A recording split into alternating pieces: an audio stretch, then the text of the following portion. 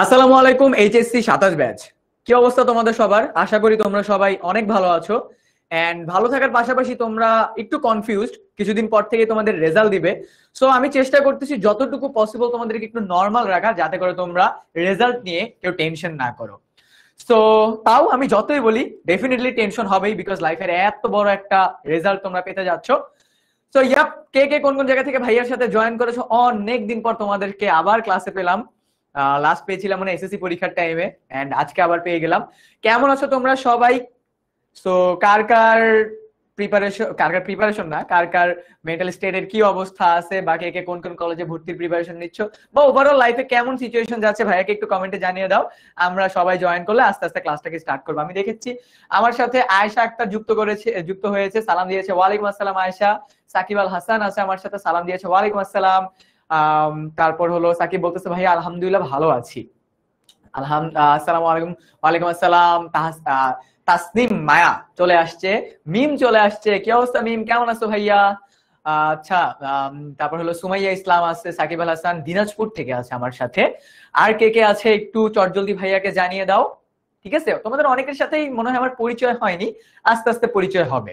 ঠিক আছে, আচ্ছা, ওকে। সো সবাই কোথায়, একটু আস্তে আস্তে জয়েন করে ফেলি। জয়েন করে ফেলি আমরা সবাই। মিম বলছে ভাইয়া কেমন আছেন? আলহামদুলিল্লাহ ভাইয়া ভালো আছি। ওকে, আমি ব্রাহ্মণবাড়িয়া থেকে, আয়েশা আক্তার বলেছে আমাকে ব্রাহ্মণবাড়িয়া থেকে। ওকে, সাকিব ভাইয়া প্রচুর টেনশনে আছি, রেজাল্ট নিয়ে কি হবে? দেখো, লাইফের এমন অনেক টাইম চলে আসে যে টাইমগুলোতে তুমি যদি টেনশন করো আলটিমেটলি কোনো কিছু সলিউশন হবে না। ঠিক আছে, তুমি যদি টেনশন করো কোনো কিছুর কিন্তু সলিউশন হবে না। সো তোমাকে ঠান্ডা মাথায় বসে চিন্তা করতে হবে, বা হলো তোমার ওই মোমেন্টটাতে কি করা যায় ওইটা নিয়ে ভাবতে হবে, টেনশন করার কোনো দরকার নাই। আচ্ছা, আসসালামু আলাইকুম ভাই। ওয়ালাইকুম আসসালাম। কাইব ভাই কেমন আছেন? আলহামদুলিল্লাহ ভাই ভালো আছি। আচ্ছা, লালমনিরহাট হাট থেকে আমার সাথে সুমাইয়া ইসলাম আছে। Okay fine. সো 8টা 2 অলরেডি বেজে গেছে। আমার সাথে মিম আছে পাবনা থেকে। আমাদের অনেক স্টুডেন্ট এখনো জয়েন করেনি, আস্তে আস্তে জয়েন করতেছে। তোমাদের যে যে ফ্রেন্ড এখনো জয়েন করেনি, আমার ওই পোস্টের নিচে যাও, তোমাদের যে ইন্টারনাল গ্রুপটা আছে ওই গ্রুপের ভিতরে পোস্টের নিচে যাও। ওই পোস্টের নিচে গিয়ে তোমাদের ফ্রেন্ডদেরকে ক্লাসের ভিতরে নিয়ে আসো, বিকজ আজকে বেসিক বিল্ডিং ক্লাস। ওকে, সো এই ক্লাসগুলো কিন্তু আমাদের অনলাইন ব্যাচের ক্লাস শুরু করার আগে তোমাদের ভিত্তিটাকে একটু স্ট্রং করবে। ওকে, তো ভিত্তিটা স্ট্রং যদি তোমরা করে ফেলতে পারো এখনই, তাহলে পরবর্তী থেকে কিন্তু তোমাদের জন্য ইজিয়ার হবে। এখানে কেউ কি আছো যে সায়েন্স থেকে বা বিজনেস স্টাডিজ থেকে হিউম্যানিটিসে এসেছো? আনিকা জয়েন করে ফেলছে আমার সাথে, সালাম দিয়েছে, ওয়ালাইকুম আসসালাম আনিকা। আচ্ছা, আমরা ঠিক 8টা 5-এ ক্লাসটাকে স্টার্ট করব। ওকে, তোমাদের সবার সাথে মজা হবে, আড্ডা হবে। এন্ড ক্লাসের স্টার্টিং এ একটা জিনিস তোমাদেরকে বলে নি, সারিকা ইসলাম আছে আমার সাথে, সারিকা ইসলাম। ওকে, কুমিল্লা থেকে আসে আমার সাথে ফাইজা, ফাইজা খন্দকার। ওকে, তোমাদের সবাইকে একটা জিনিস বলে নি, আজকের ক্লাসে এমন অনেক মোমেন্ট আসবে যে মোমেন্ট গুলো তুমি ক্যাপচার করে রাখতে পারো, বা হলো তুমি যদি তোমার ফ্রেন্ডদেরকে জানাতে চাও জানাতে পারবা। সো আমি তোমাদেরকে বলবো ওই মোমেন্ট গুলো ক্যাপচার করে রাখবা। এন্ড আমাদের যে গ্রুপটা আছে, এই বেসিক বিল্ডিং ক্লাসগুলোর মেইন মোটিভটাই হলো তোমাদের পুরো বাংলাদেশকে তোমরা জানাবা যে আমাদের 10 মিনিট স্কুলের অনলাইন ব্যাচ শুরু হয়ে গিয়েছে, এন্ড আমাদের বেসিক বিল্ডিং ক্লাসও কিন্তু শুরু হয়ে গেছে। ঠিক আছে, সাকিব আল হাসান বলছে ভাইয়া আজকের ক্লাসটা হুট করে দিলেন নাকি নাকি না ভাইয়া, আমাদের ক্লাসটা ছিল বাট ফন্টে আসতেছিল না, পিছনে আমাদের অ্যাপের ভিতরে ছিল। ঠিক আছে, আচ্ছা, আয়েশা আক্তার বলছে ভাইয়া আমি সায়েন্স থেকে হিউম্যানিটিস, তো তোমার জন্য কিন্তু ক্লাসটা মাস্ট। ঠিক আছে, মিম বলতেছে ভাইয়া আমি পিওর হিউম্যানিটিশিয়ান। ওকে ভাইয়া কেমন আছেন? সাইমা বলতেছে আলহামদুলিল্লাহ ভাইয়া ভালো আছি। ওকে ভাইয়া আমি সায়েন্স থেকে হিউম্যানিটিস আসছি, সাকিব আল হাসান। তো তোমাদের জন্য কিন্তু ক্লাসটা একদম মাস্ট। ঠিক আছে, ভালোভাবে করতে হবে ক্লাসটা। ওকে, ভাইয়া মেহেরপুর থেকে আসি, আমার নাম বলেন না। তাসনিম মায়া আছে আমার সাথে মেহেরপুর থেকে। ওকে, আর 1 মিনিট আমরা একটু দেখবো, তারপরে আমরা ক্লাসটাকে স্টার্ট করব। সবাই একটু খাতা কলম নিয়ে ফেলো। ঠিক আছে, সবাই একটু খাতা কলম নিয়ে রেডি হয়ে যাও। ওকে, সবাই একটু খাতা কলম নিয়ে রেডি হয়ে যাও। তো সবাই যদি রেডি হয়ে থাকো, আমাকে যদি ক্লিয়ারলি দেখতে এবং শুনতে পেয়ে থাকো, সবকিছু যদি ওকে থাকে, ভাইয়াকে একটা ডান দিয়ে দিবা। ঠিক আছে, ভাইয়া আমার আগে ইকোনমিক্স ছিল না, এসএসসি তে কি পৌরনীতি ছিল, ফারজানা আক্তার নিমু বলতেছে কোনো সমস্যা নেই ভাইয়া, আজকের এই ক্লাসের পরে তোমার কাছে ইকোনমিক জিনিসটা ইজিয়ার হয়ে যাবে অনেক, ঠিক আছে? ইকোনমিক জিনিসটা অনেক ইজিয়ার হয়ে যাবে, বিকজ আমি গতানুগতিক ক্লাস নিব না, তোমাদের সাথে ইন্টারঅ্যাকশন এন্ড ফান করে করে আজকের ক্লাসগুলো হবে। আমাদের সবগুলো ক্লাসই ইন্টারেক্টিভ ওয়েতে ক্লাস হবে, কোনো বোরিংনেস কখনো তোমার ভিতরে আসবে না। যারা আমার অলরেডি ক্লাস করছে তারা সবাই জানে আমি এই জিনিসটাকে ইনশিওর করি। সো আমাকে একটু চটজলদি সবাই জানিয়ে দাও, সবকিছু ওকে থাকলে ডান দিয়ে দাও, ঠিক আছে? সবকিছু যদি ওকে থাকে ভাইয়াকে ডান, ডানটা বলে দাও। ডান ভাইয়া। সাকিব আল হাসান বলতেছে ওকে। তাসনিম মায়া বলতেছে আমি হিউম্যানিটিস ছিলাম বাট ইকোনমিক্স ছিল না, তাই একটু ভয় লাগতেছে এখন। কোন ভয়ের কোনো কারণ নেই, ভয়ের কোনো কারণ নেই ভাইয়া, আসি না, ভয়ের কোনো কারণ নেই। ওকে আচ্ছা। আর ভাই আমি যদি এখন থেকে এসএসসি বোর্ড এইচএসসি বোর্ড বুক পড়ি, আচ্ছা খুবই ভালো কথা, কোনো সমস্যা নেই, ঠিক আছে। সো এখনো কিন্তু আমাকে অনেকে ডান বলো নাই, সবাই যদি ডান বলো তাহলে কিন্তু আমি ক্লাসটাকে স্টার্ট করব, ঠিক আছে? না হলে কিন্তু আমার একটু টাইম লেগে যাবে। আচ্ছা ডান ভাইয়া, ডান ডান, ওকে। সো তোমরা এসএসসি তে যারা ইকোনমিক্স পড়ছো সেটা ভালো, এই এসএসসি তে যারা ইকোনমিক্স পড়ো নাই তাদের জন্য কোনো টেনশনের কোনো কারণ নাই, বিকজ আমার ক্লাসটা আজকে আমি এমন ভাবে বা আমার আপকামিং ক্লাসগুলো আমি এমন ভাবে গুছিয়ে রাখতেছি যাতে করে একটা 6 এর বাচ্চাও যদি আমার ক্লাসের ভিতরে ঢুকে তাও সে ওই ইকোনমিক্স এর কনসেপ্ট তার ক্লিয়ার হয়ে যাবে। আমি আমার ক্লাসগুলোকে এইভাবেই ডিজাইন করে থাকি। এন্ড আজকে তোমাদের ইকোনমিক্স এর চ্যাপ্টার 1 এই টপিকটার বেসিক আমি তোমাদেরকে একদম ঝাঁঝরা করে ফেলবো। এন্ড এই টপিকের অনেক কিছু তোমরা অলরেডি এসএসসি তে যারা পড়েছো তাদের জন্য ইজিয়ার হবে, বাট যারা পড়োনি টেনশনের কোনো কারণ নেই, ঠিক আছে? টেনশনের কোনো কারণ নেই, বিকজ কাইফ ভাইয়া তো আছি তোমাদের সবার সাথে। তো ক্লাসটা স্টার্ট করার আগে আমি যাদের যাদের সাথে আমার পরিচয় হয়নি তাদের সবাইকে আমার পরিচয়টা দিয়ে দিতে পারি। আমার নাম মোহাম্মদ কাইফ, আমি বর্তমানে লেখাপড়া করতেছি জগন্নাথ বিশ্ববিদ্যালয়ের 3rd ইয়ারে ম্যানেজমেন্ট স্টাডিজ ডিপার্টমেন্টে, ঠিক আছে? এন্ড আমি তোমাদের পুরো বছর জুড়ে তোমাদের ইকোনমিক্স এর সকল দায়িত্ব ভাইয়ার কাঁধে, ঠিক আছে? সো তোমাদের ইকোনমিক্স রিলেটেড যে কোনো সমস্যায় ভাইয়াকে তোমরা নক করতে পারবা, ঠিক আছে? আচ্ছা, সো আজকের আমাদের আলোচনার টপিকটা হলো মৌলিক অর্থনৈতিক সমস্যা এবং এর সমাধান। আমরা জানি বাংলাদেশ সহ ওয়ার্ল্ডের প্রতিটা কান্ট্রিতে অর্থনীতি রিলেটেড বিভিন্ন ধরনের সমস্যা লেগে থাকে। ইউএসএ তে মাঝে মাঝে ডলারের কারেন্ট রেট বেড়ে যায়, এর তার ফলশ্রুতিতে অনেক ধরনের চেঞ্জেস হয়। তারপর হলো তোমার ইকোনমি ক্র্যাশ যদি করে তাহলে তো অর্থনৈতিক ব্যবস্থা একদম ধসে পড়ে। সো শুধুমাত্র বাংলাদেশ না, ওয়ার্ল্ডের প্রতিটা কান্ট্রিরই ইকোনমি রিলেটেড বিভিন্ন ধরনের প্রবলেম আছে। সো আমাদেরকে প্রথমে জানতে হবে ইকোনমি কি, ইকোনমিক প্রবলেম গুলো কি, এন্ড এগুলোকে আমরা কিভাবে সলিউশন করতে পারবো। So let's start the class.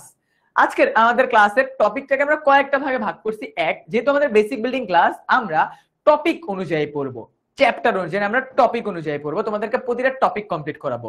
দেন তোমাদেরকে এই টপিক থেকে এইচএসসি পরীক্ষায় কেমন প্রশ্ন আসবে, তোমরা কিভাবে অ্যান্সার করবে সেই জিনিসগুলো বলে দিব। এন্ড ইন্টারেক্টিভ কিছু ক্লাস পার্টিসিপেশন থাকবে যেটাকে আমরা ফাইনাল টাচ বলতেছি। ওকে, যেটাকে আমরা ফাইনাল টাচ বলতেছি। Now let's start the class. So আমার পেছনে যে একটা মিমস তোমরা দেখতে পাচ্ছ, এখানে কি দেখতে পাচ্ছ দেখো তো, someone trying to explain economics, and এই পার্সনটা আমি ছিলাম। তোমরা যখন এইচএসসি তে উঠছো না, এই যে এই পার্সনটাকে দেখতে পাচ্ছ, এই পার্সনটা আমি ছিলাম। আমাকে যেহেতু আমার এসএসসি তে ইকোনমিক্স ছিল না, আমি যেহেতু বিজনেস স্টাডিজ ব্যাকগ্রাউন্ডে ছিলাম, যখনই আমাকে কোনো আমার ফ্রেন্ড বা কোনো আমার টিচার ইকোনমিক্স বোঝাতো আমার ফেসের এক্সপ্রেশন এরকম হয়ে থাকতো, হ্যাঁ ঠিক আছে বুঝতে পারছি, বাট আলটিমেটলি আমার ইনার ফেসটা কিন্তু এরকমই থাকতো। সো তোমাদের অনেকের সিচুয়েশন এখন এরকম, বাট বিলিভ মি, ক্লাসের পর এই ক্লাসটা শেষের যখন হয়ে যাবে তখন তুমি বলবা যে ভাইয়া আমি এখন এই ক্যাটাগরিতে না, আমি এখন এই ক্যাটাগরিতে চলে আসছি। And this is my promise. তুমি ক্লাসের স্টার্টিং এ এরকম তোমার ফেস থাকতেছে, বাট এই ক্লাসটা করার পর বা আমাদের যখন যেদিন ক্লাসটা থাকবে সেই ক্লাসটা করার পরে তোমার অবস্থা হয়ে যাবে ঠিক এরকম। তখন তুমি তোমার যে কোনো ফ্রেন্ডকে ইকোনমিক্স বোঝাইতে পারবা। এন্ড এই ক্লাসের স্টার্টিং আমি এটা কেন আনলাম, just to let you know যে আমার সিচুয়েশন যদি এই অবস্থা থেকে আমি এখন তোমাদেরকে ইকোনমিক্স পড়াচ্ছি এই অবস্থায় আসতে পারে, then you guys can do better than me. Okay, বুঝতে পারছি সবাই? সবাই আমার কথা বুঝতে পারছো? রেসপন্স করতে হবে গাইজ, রেসপন্স করতে হবে। ভাইয়া ক্লাসে রেসপন্স করাটা অনেক পছন্দ করি, বুঝতে পারছো? I love when student respond. Yes, this is not cartoon, this is reality, and এটা আমার লাইফে হইছে, এটা আমার লাইফে হইছে, ঠিক আছে? সো আমি যখন তোমাদেরকে প্রশ্ন করব, এন্ড যেহেতু এটা আজকে ক্লাসে ফার্স্ট, তো আমি তোমাদেরকে আমার ক্লাসের কয়েকটা ক্রাইটেরিয়া বলে নিচ্ছি। যখনই আমি ক্লাসে প্রশ্ন করব, কেউ না কেউ উত্তর করবা, যাতে করে আমি বুঝতে পারি আমার কথাটা তোমরা ভালোভাবে বুঝতেছো নাকি, বা তোমরা যেটা জানতে চাচ্ছ সেটা আমি তোমাদেরকে বোঝাইতে পারতেছি নাকি। এই পার্টিসিপেশনটা কিন্তু মাস্ট, ঠিক আছে? এই পার্টিসিপেশনটা কিন্তু মাস্ট। ওকে, ডান। এই পার্সনটাকে তোমরা কে কে চিনো আমাকে একটু বলো তো। আমার পেছনে যার ফেসটা দেখতে পাচ্ছ তাকে তোমরা কে কে চিনো? এনার নাম কেউ আমাকে বলতে পারবা? আমার পেছনে একজন ব্যক্তির ছবি আছে, সেই ব্যক্তিটাকে তোমরা কি কেউ চেনো? জি ভাইয়া, আনিকা বলতেছে জি ভাইয়া। তাহলে তার নামটা কি আমাকে একটু জানাও তো, যে যে এই ফেস লোকটাকে চিনো আমাকে একটু বলো তো এনার নাম কি? ডেফিনেটলি বলো না কাইব ভাই, এটা আপনার ওল্ড ভার্সন, বিকজ এটা আমার ওল্ড ভার্সন আর আমি এত সাদাও না, জাস্ট কিডিং। ওকে ওকে ভাইয়া, এক্সাইটেড। ওকে এক্সাইটেড, ঠিক আছে, বাট আমার পেছনে যে ছবিটা দেখতে পাচ্ছ এই লোকটাকে তোমরা কেউ চেনো নাকি আমাকে একটু জানাও। যে চেনো জাস্ট নামটা লিখলেই হবে। না ভাইয়া চিনি না, দেখছো ম্যাক্সিমাম তোমরা চেনো না, কোনো সমস্যা নেই, না চেনাটাই স্বাভাবিক, না চেনাটাই স্বাভাবিক। না, ইনি অ্যাডাম স্মিথ না, ওনার নাম হলো অধ্যাপক এল রবিন্স। অধ্যাপক এল রবিন্স, ঠিক আছে? নামটা সবাই মনে রাখবা, বিকজ তোমাদের পুরো এই ইকোনমিক জার্নিতে এই নামটা অনেক গুরুত্বপূর্ণ। অধ্যাপক এল রবিন্স। অধ্যাপক এল রবিন্স উনি তার পুরো জীবন জুড়ে অর্থনীতি নিয়ে অনেক রিসার্চ করেছে, অর্থনীতি নিয়ে অনেক রিসার্চ করেছে, এন্ড তার রিসার্চের উপরে ডিপেন্ড করেই আমরা আজকের এই ইকোনমিক্স থেকে অনেক কিছু জানতে পারবো। সো আমরা জেনে গেলাম এনার নাম হলো অধ্যাপক এল রবিন্স। সো এখন কথা হলো যে ভাইয়া ইনি অর্থনীতি নিয়ে কি বলেছেন, লেটস সি। অধ্যাপক এল রবিন্স বলেছেন, অর্থনীতির একটা সংজ্ঞা দিয়েছেন। তোমাদের সবাইকে বলে রাখি, অর্থনীতির সংজ্ঞা বা যে কোনো টপিকের সংজ্ঞা যখনই লিখবা তখনই কোনো একজন রাইটারের নাম দেওয়ার ট্রাই করবা, বা কোনো একজন অধ্যাপকের নাম দেওয়ার ট্রাই করবা। ইট মে বি অধ্যাপক এল রবিন্স, এটা হতে পারে অ্যাডাম স্মিথ, এটা হতে পারে তোমার জেএল স্যামুয়েলসন, যে কেউ হতে পারে, ঠিক আছে? It's totally up to you. So উনি অর্থনীতি নিয়ে কি বলছেন, যেহেতু আজকে আমাদের স্টার্টিং ক্লাস, আমরা একদম বেসিক থেকে যাচ্ছি, অর্থনীতি কি এটাকে আমাদেরকে জানতে হবে। অর্থনীতি এমন একটি বিজ্ঞান, আমরা প্রথমে একটা এমসিকিউ পেয়ে গেলাম, অর্থনীতি হলো কি একটা বিজ্ঞান। অর্থনীতি এমন একটা বিজ্ঞান যা অসীম অভাব, লাইনগুলোকে সবাই মার্ক করবা, অসীম অভাব এন্ড বিকল্প ব্যবহারযোগ্য দুষ্প্রাপ্য সম্পদের মধ্যে সমন্বয় সাধন সংক্রান্ত মানুষের আচরণ বিশ্লেষণ করে। অনেক কিছু পেলাম তাই না, অনেক কিছু পেয়ে গেলাম, বাট অনেক কিছুর মধ্যে কয়েকটা গুরুত্বপূর্ণ জিনিস দেখো। অর্থনীতির মেইন কনসেপ্টটাই হলো অসীম অভাব, নোট ডাউন করো সবাই, অসীম অভাব। আমরা এগুলাই জানবো, এগুলো আমাদের অর্থনীতির বেসিক। অসীম অভাব কি, দুষ্প্রাপ্যতা কি,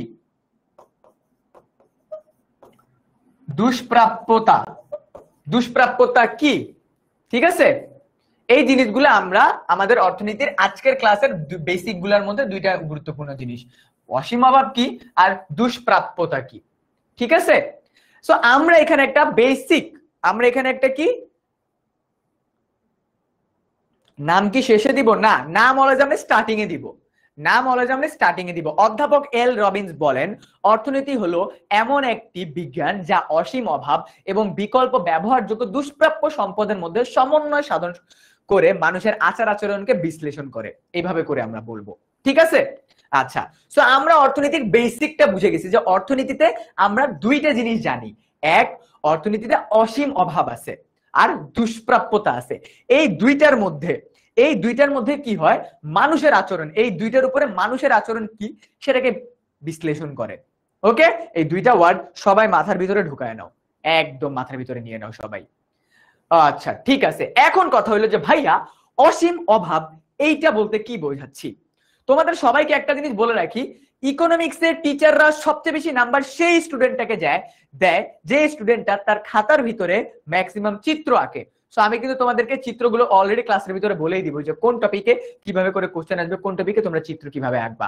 আমরা একটু আগে বললাম অসীম অভাব, বাট অসীম অভাবে যাওয়ার আগে আমি ভাইয়া আমি বিজনেস স্টাডিজ থেকে হিউম্যানিটিস গ্রুপে আসছি, কিছুই তো বুঝি না। কোনো সমস্যা নেই শামিমা, ক্লাস করো বুঝবা। ঠান্ডা মাথায় অন্য কোনো দিকে না তাকায় ভাইয়ার কথাগুলা শুনো, বুঝে যাবা। ভাইয়ার কথাগুলা জাস্ট শুনো, আমি কি বলতেছি, কি বোঝাইতে চাচ্ছি, আমি একদম সহজ ভাষায় বোঝাচ্ছি, একদম সহজ ভাষায় বোঝাচ্ছি। ঠিক আছে, ক্লাস করার পরে আমাকে বলবা তোমরা বুঝছো নাকি বুঝো নাই। ঠিক আছে, লেটস সি। আমরা একটু আগে বললাম, আমি তোমাদেরকে একটু আগে বললাম যে অর্থনীতিতে সবচেয়ে বড় যে কথাটা থাকে সেটা হলো অসীম অভাব, তাই না? এক্সাম্পল দিই চলো। অসীম অভাব বলতে বোঝায়, ফর এক্সাম্পল আমার কাছে একটা আইফোন আছে, আমার কাছে কি আছে, একটা আইফোন আছে। ওকে, সো আমি কি স্টার্টিং থেকে আইফোন ইউজ করতাম না, আমি আগে বাটন ফোন ইউজ করছি, তারপরে অ্যান্ড্রয়েড ইউজ করছি, দেন আমি আইফোনে আসছি। এখন কথা হলো অভাব তাহলে এখানে কোথায়? প্রতিটা মানুষেরই এখানে একটা অভাব হলো, ফর এক্সাম্পল তার কাছে 20,000 টাকা আছে, তার কাছে কি 20,000 টাকা আছে, এই 20,000 টাকা দিয়ে সে একটা ফোন কিনতে চায়। ঠিক আছে, এই 20,000 টাকা দিয়ে সে একটা ফোন কিনতে চায়। এই ফোনটা সে কোন ফোন কিনবে, তার ভিতরের অভাব কি, যে তার একটা ফোন লাগবে কথা বলার জন্য। দেখো অভাবটাকে কিন্তু আগে আইডেন্টিফাই করি আমরা। অভাব, তার অভাবটা কি, তার কাছে টাকা আছে, সে তার অভাব হলো তার কাছে একটা ফোন নাই। তার কাছে কি নাই, তার কাছে কোনো ফোন নাই। যেহেতু তার কাছে ফোন নাই, তার এখন কি লাগবে, একটা ফোন লাগবে, এইটাই হলো অভাব, এইটাই কি অভাব। বুঝতে পারছো? এন্ড সম্পদের তুলনায়, ঠিক আছে, সম্পদের তুলনায় চাহিদার অপর্যাপ্ততাকে, ঠিক আছে, কথাটা আবার বলি, চাহিদার তুলনায় সম্পদের অপর্যাপ্ততাকে দুষ্প্রাপ্যতা বলে। কি বোঝাইতেছি আরেকবার বলি। আমরা অভাব জিনিসটা বুঝলাম, তো আরেকবার একটু এক্সপ্লেইন করি চলো। অভাব, অভাবকে আমরা 4 ভাগে ভাগ করতে পারি। এক, বস্তুগত পণ্য, মাত্র ফোন বললাম না, ফোন আমাদের একটা বস্তুগত অভাব। খাদ্য আমাদের একটা বস্তুগত অভাব। পোশাক আমাদের একটা বস্তুগত অভাব, যেগুলোকে আমরা ফিল করি, যেগুলো আমাদের দরকার, তাই না? খাদ্য আমাদের সবসময় দরকার, এটা আমাদের একটা অভাব, লাগবেই। অভাব মিন্স কি, আমাদের লাগবেই। দেন অবস্তুগত অভাব কি, শিক্ষা চোখে দেখা যায়, বাট শিক্ষা ছাড়া, শিক্ষার অভাবে একদম জীবন ধ্বংস না? তারপর কি, স্বাস্থ্য চোখে দেখা যায়, শিক্ষা চোখে দেখা যায় না, তাই এগুলো আমাদের অবস্তুগত অভাব। দেন আমাদের কি আছে, আরামদায়ক অভাব, বিনোদন। এই যে এখন বিভিন্ন ধরনের মুভি চলতেছে, যেমন উৎসব মুভি, ঠিক আছে, উৎসব মুভি চলতেছে, এটা কি আমাদের বিনোদনের একটা মাধ্যম না? তো এটাও কি আমাদের একটা অভাব না? কারো লাইফে যদি হ্যাপিনেস না থাকে, তার লাইফে কিসের অভাব, বিনোদনের অভাব আছে, হ্যাপিনেসের অভাব আছে। এন্ড সেকেন্ড কি, প্রযুক্তি, ঠিক আছে, প্রযুক্তি, এআই, আর্টিফিশিয়াল ইন্টেলিজেন্স, এআই, কত ক্যাটাগরির এআই আছে, ChatGPT, Grok, Napkin dot AI, তারপর আর কি আছে তোমার Perplexity and others and many many many more stuffs. So এইগুলো আমাদের কি, এইগুলা হলো আমাদের প্রযুক্তিগত অভাব। And last, অসীমতা।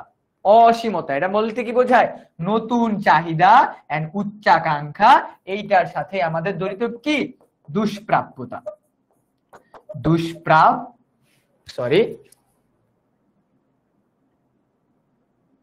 দুষ্প্রাপ্যতা, ঠিক আছে। আচ্ছা, আমাদের বানানটা ভুল গেছে একটু। আচ্ছা, সো এইটার সাথে আমাদের কি জড়িত, এটার সাথে আমাদের জড়িত দুষ্প্রাপ্যতা। এখন দুষ্প্রাপ্যতা বলতে আমরা আলটিমেটলি কি বুঝি, দুষ্প্রাপ্যতা আমরা বলতে বুঝি যে চাহিদার তুলনায় সম্পদের অপর্যাপ্ততা। মনে করো তোমার কাছে, কি, মনে করো তোমার কাছে, মনে করো তোমার কাছে 1,000 টাকা আছে, ঠিক আছে, আমরা বুঝতেছি কি, দুষ্প্রাপ্যতা।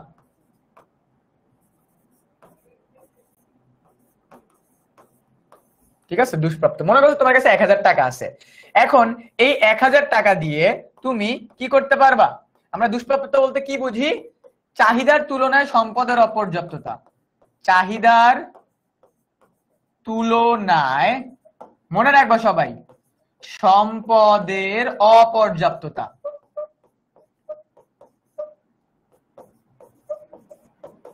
চাহিদার তুলনায় সম্পদের অপর্যাপ্ততা।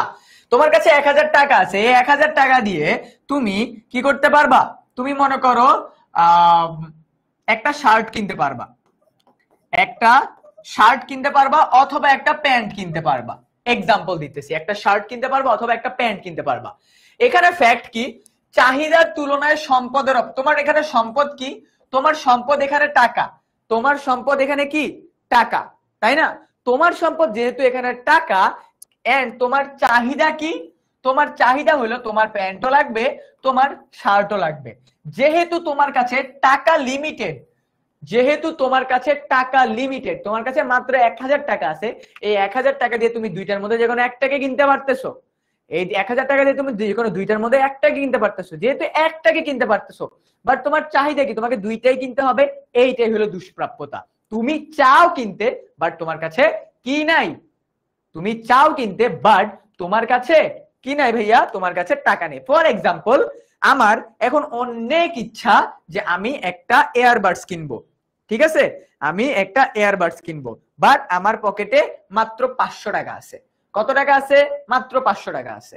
এই 500 টাকা দিয়ে আমি চাইলে এয়ারবাডস কিনতে পারবো, বাট ভালোটা কিনতে পারবো না। আমার চাহিদা কি? আমার চাহিদা হলো 4000 টাকা দিয়ে বেস্টটা কিনা, বাট আমার কাছে আছে 500 টাকা। এইটাকে বলা হয় অপর্যাপ্ততা। ক্লিয়ার? এইটাকে বলা হয় কি? অপর্যাপ্ততা। আমার কাছে অপর্যাপ্ত অর্থ আছে, ঠিক আছে? আমার কাছে কি আছে? অপর্যাপ্ত অর্থ আছে। Is it clear to you everyone? এবার আমাকে বলো, অভাব, অভাব এন্ড অসীম অভাব আর হলো দুষ্প্রাপ্যতা, এই দুইটা বুঝতে পারছো? অসীম অভাব আর দুষ্প্রাপ্যতা কি ক্লিয়ার হয়েছে তোমাদের কাছে? এই দুইটা জিনিস বলো। এই দুইটা জিনিস তোমাদের পুরো ইন্টারের মানে তোমাদের এইচএসসির পুরো লাইফ এই দুইটা জিনিস তোমরা ইকোনমিক্সে বারবার শুনবা। অসীম অভাব, দুষ্প্রাপ্যতা, অসীম অভাব, দুষ্প্রাপ্যতা।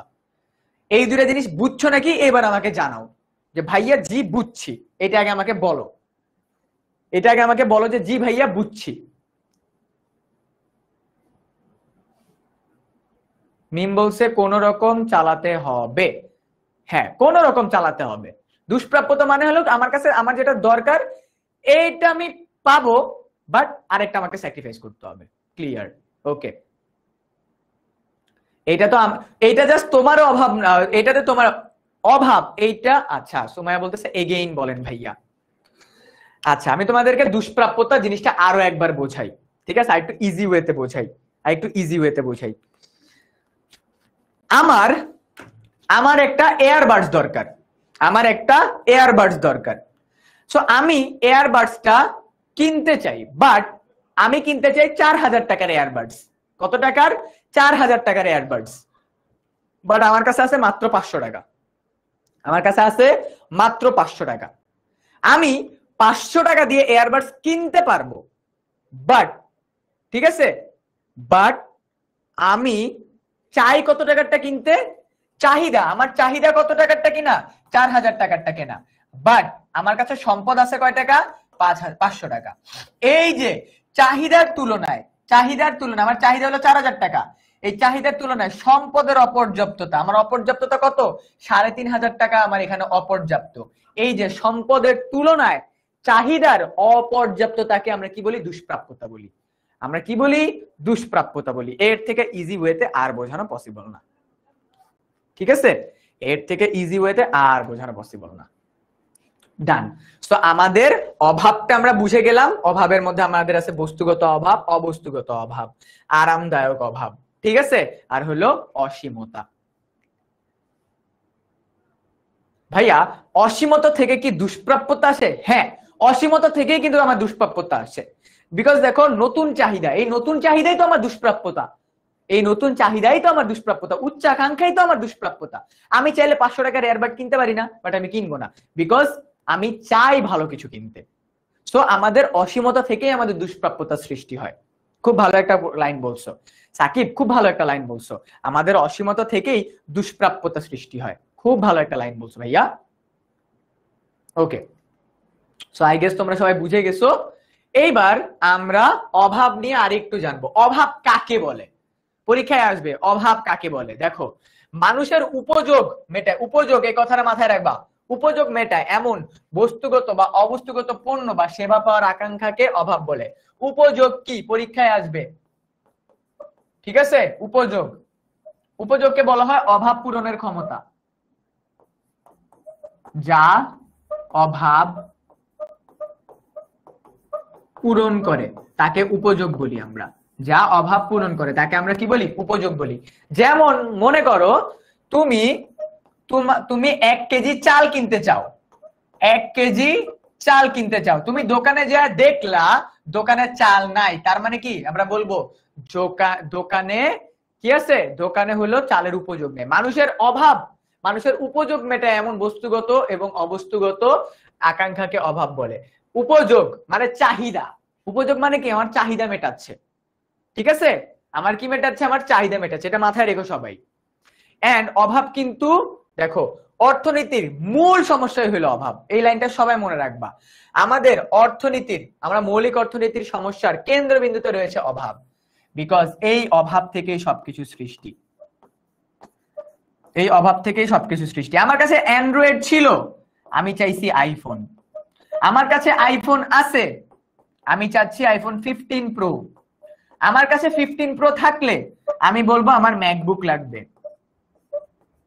আমার কাছে ম্যাকবুক চলে আসলে আমি বলবো আমার কাছে লেটেস্টটা লাগবে। আমার কাছে লেটেস্টটা চলে আসলো, তখন আমি বলবো কি আমার এবার ভিশন প্রো লাগবে, অ্যাপেল ভিশন প্রোটা লাগবে। আমার কাছে ভিশন প্রো চলে আসলো, তখন আমি বলবো কি জানো? তখন আমি বলবো আমার অ্যাপেল কম্পিউটার লাগবে। এই যে দেখছো আমার অভাব ছিল একটা জাস্ট ফোন, একটা ফোন জাস্ট মোবাইল আমার অভাব ছিল, বাট এই অভাব থেকে আমি আইফোনে গেলাম। আইফোন পাওয়ার পর আমার অভাব হলো 15 প্রো নাই, 15 প্রোর পরে আমার অভাব হলো আমার ম্যাকবুক নাই, ম্যাকবুকের পর হলো আমার লেটেস্ট মডেল ম্যাকবুক নাই, এরপরে আমার অভাব হলো কি আমার ভিশন প্রো লাগবে, এরপর কি আমার অ্যাপেল কম্পিউটার লাগবে, এরপর কি আমার বলবো আমার অ্যাপেল ওয়াচ লাগবে, এই লাগবে সেই লাগবে, মানে একটার পর একটা, ঠিক আছে? ইটস লাইক আ সার্কেল, মানে এটা একটা চক্র। অভাব হলো একটা চক্র। তোমাকে যদি জিজ্ঞাসা করো তোমার জীবনে কোনো অভাব আছে নাকি নাই, যে ব্যক্তি 500 কোটি টাকা মাসে কামায় সে বলবো আমার জীবনে অভাব আছে। সো অভাব আলটিমেটলি ইকোনমির মূল সমস্যা, বুঝতে পারছো? পরীক্ষায় আসবে অভাবকে কেন মৌলিক অর্থনৈতিক সমস্যা বলা হয়? মানুষের অভাবের শেষ নাই, ইয়েস, বুঝতে পারছো? মানুষের অভাবের শেষ নাই, এন্ড এজন্যই বলা হয় অভাব অসীম। তাই কি অভাব অসীম? এমসিকিউ আসবে, নিচের কোনটি অসীম? অভাব অসীম।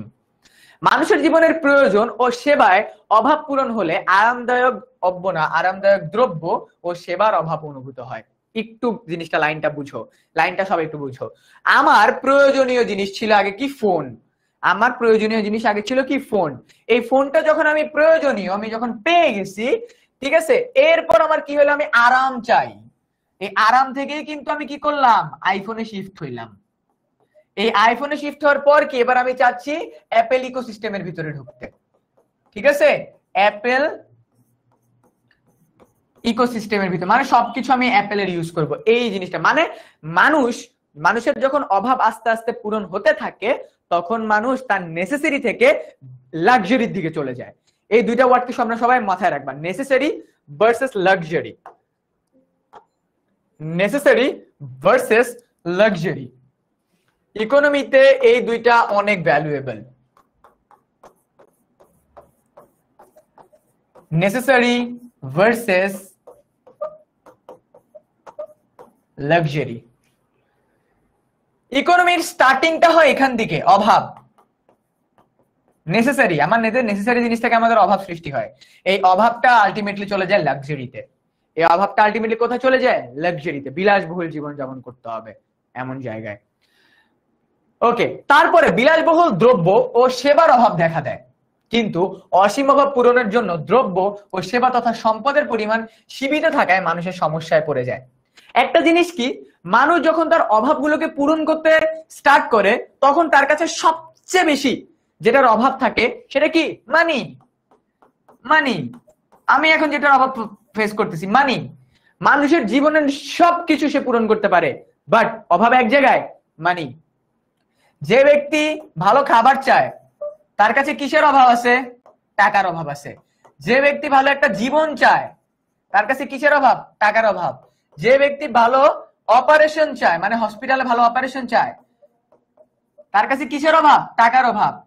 টাকার অভাবের কারণে সে প্রাইভেট হসপিটালে যেতে পারে না, পাবলিক হসপিটালে মানে সরকারি হসপিটালে যেতে হয়। যে ব্যক্তির ভালো কলেজে পড়তে পারে না টাকার অভাবে, যে ব্যক্তি ভালো ইউনিভার্সিটিতে পড়তে পারে না টাকার অভাবে। সো এই সব কিছুর মূল কেন্দ্রবিন্দু কি? মানি, মানি এন্ড মানি। তার মানে আমরা বুঝতে পারলাম আমাদের জীবনের সকল সমস্যার এন্ড ইকোনমির সকল সমস্যার কেন্দ্রবিন্দু এক জায়গায়, which is মানি। এন্ড ইকোনমির সবচেয়ে বড় সমস্যা হলো টাকা। বুঝতে পারছো? কারণ এটাকে আমরা বলি, আমরা টাকা বলবো না, আমরা বলবো সম্পদ। টাকা বলবো না, আমরা বলবো সম্পদের অপর্যাপ্ততা। সম্পদ সীমিত। সম্পদ কি? সীমিত। তুমি চাইলেও টাকা, তোমার যত ইচ্ছা তত তুমি টাকা ছাপাইতে পারবা না। প্রবলেমটা এখানে, তুমি চাইলেও যত ইচ্ছা তত টাকা তুমি ছাপাইতে পারবা না। এইটাই মূলত আমাদের অর্থনীতির সমস্যা। ওকে, সামনে আগাচ্ছি আমরা। ওকে, এবার আমরা এখানে একটা জিনিস বলবো। আমরা অপর্যাপ্ততা দুষ্প্রাপ্যতাকে আমরা বুঝে গেলাম। এন্ড এবার আমরা একটা জিনিস দেখবো, সেটা হলো আমাদের যোগান। যোগান কি? যোগান হলো বাজারে প্রোডাক্ট আছে নাকি নাই। বাজারে প্রোডাক্ট আছে নাকি নাই। যোগান মানে হলো কি? চাহিদার তুলনায়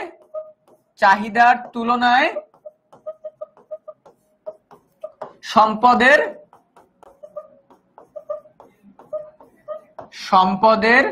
কি বলবো এটা, তোমার চাহিদার ছিল সম্পদের প্রাপ্যতা। তার মানে কি, আমার যতটুকু সম্পদ, আমার যতটুকু চাহিদা আছে সে অনুযায়ী আমি সম্পদ পাচ্ছি নাকি না, সে অনুযায়ী আমি সম্পদ পাচ্ছি নাকি না। That's the fact. সো আমরা অলরেডি কয়েকটা জিনিস জানলাম। এক, তোমাদের খাতার ভিতরে এগুলার সংজ্ঞা থাকতে হবে। চাহিদা কি? 2, যোগান কি? 3, অভাব কি? উপযোগ কি? এগুলো আমি সব ক্লাসের পরে নোট দিয়ে দিব, কোনো সমস্যা নেই, তোমাদের গ্রুপের ভিতরে নোট দিয়ে দিব। উপযোগ কি, চাহিদা কি, যোগান কি, অভাব কি, ঠিক আছে? এই সবগুলো তোমাদেরকে জানতে হবে, বিকজ এইগুলাই ইকোনমিক্স এর বেসিক। ওকে, আচ্ছা, এরপরে আমরা দেখো একটা টার্মে আসলাম যে দুষ্প্রাপ্যতা থেকে আমাদের কি, প্রথমে আমাদের কি সম্পদ সীমিত, এরপর আমাদের উৎপাদন প্রক্রিয়া আসে, দেন আমাদের কি হয়, দ্রব্য হয়। এই যে এটার এখানে একটা মজার জিনিস বলি আমি তোমাদেরকে, দেখো একটা মজার জিনিস, সম্পদ, ঠিক আছে? মনে করো আমরা কেউ একটা কি করতে চায়, কেউ মনে করো তোমার সম্পদ কি, আমাদের গাছ, প্রকৃতি থেকে আমরা কি পাই, গাছ পাই, গাছ আমাদের একটা সম্পদ।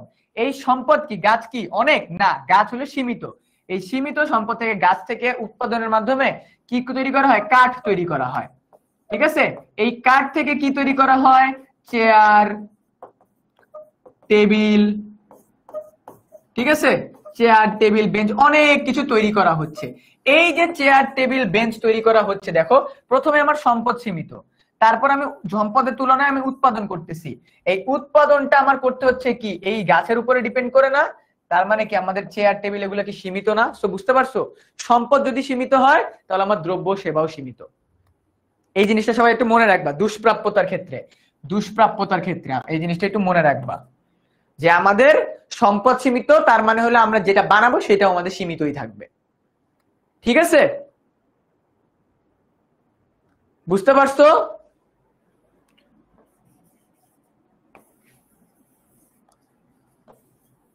দুষ্প্রাপ্যতা ক্লিয়ার হলে বলবা। একটা টপিক পড়ানোর পরে যখন ক্লিয়ার হবে বলবা ভাইয়া ক্লিয়ার। একটা টপিক পড়ানোর পর যখন ক্লিয়ার হবে বলবা ভাইয়া ক্লিয়ার, ঠিক আছে? একটা টপিক পড়ানোর পর যখন ক্লিয়ার হবে বলবা ভাইয়া ক্লিয়ার। সো আমরা অলরেডি কি পড়লাম, আমরা অর্থনীতি কি জানলাম, তারপর আমরা অভাব কি জানলাম, চাহিদা কি জানলাম, যোগান কি জানলাম, তাই না? এবার আমরা দেখলাম দুষ্প্রাপ্যতা কি, সেটাও আমরা জেনে গেলাম, ঠিক আছে? ওকে, এরপরে দেখো আমাদের একটা কোশ্চেন, অর্থনৈতিক মৌলিক সমস্যা কি? আমরা জানি সীমিত সম্পদ, প্রধান সমস্যা সীমিত সম্পদ অথবা অভাব, অথবা কি অভাব, আমরা এটাই বলতে পারি। ওকে, ডান। অভাবের তুলনায় বা প্রয়োজনের তুলনায় সম্পদের স্বল্পতাকে কি বলা হয়? কে বলতে পারবা? কে বলতে পারবা? এটার অ্যান্সার কি? অভাবের তুলনায় বা প্রয়োজনের তুলনায় সম্পদের স্বল্পতাকে কি বলা হয়?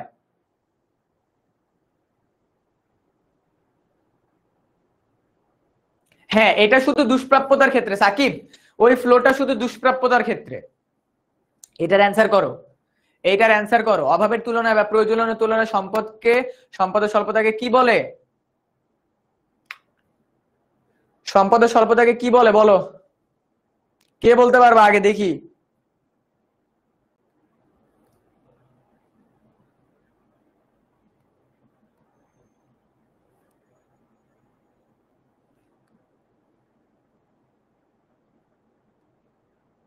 দুষ্প্রাপ্যতা, ইয়েস ইয়েস, এটাকে বলা হয় কি? দুষ্প্রাপ্যতা, রাইট। তার মানে তোমরা সবাই বুঝতে পারছো, আলহামদুলিল্লাহ, এবার একটু শান্তি লাগতেছে। অর্থনীতিতে দুষ্প্রাপ্যতা কি, এটা তোমরা সবাই বাসায় প্র্যাকটিস করবা। অভাব কি, এটাও প্র্যাকটিস করবা। দেন অর্থনীতিতে যে কোনো কিছু, একটা জিনিস মনে রাখো, অর্থনীতিতে যে কোনো কিছু করতে গেলে, মনে করো তুমি বাংলাদেশের জন্য কিছু করতে চাও, নিজেকে 3টা কোশ্চেন করবা। অর্থনীতিতে এই 3টা কোশ্চেনই সবকিছু। কি উৎপাদন করব, কিভাবে করব, কার জন্য করব, কি কিভাবে কার জন্য, কি কিভাবে কার জন্য। মনে রাখবা, আমি আবার বলতেছি, অর্থনীতির মৌলিক 3টা প্রশ্ন, অর্থনীতির মৌলিক 3টা প্রশ্ন, অর্থনীতির মৌলিক 3টা প্রশ্ন খেয়াল করো। অর্থনীতির মৌলিক উৎপাদনগত সমস্যা, কি উৎপাদন করব, কিভাবে করব, কার জন্য করব। ঠিক আছে, কি উৎপাদন, এটা বলছে কি অধ্যাপক পিয়ার স্যামুয়েলসন। মনে রাখবা সবাই, সবাই মনে রাখবা, অর্থনীতিতে যাই করতে যাও না কেন, অর্থনীতির সবচেয়ে বড় সমস্যাটা কি জানো? যখনই কোনো একটা নতুন ইনিশিয়েটিভ আছে, এই 3টা ক্যাটাগরি নিয়ে সমস্যা আছে।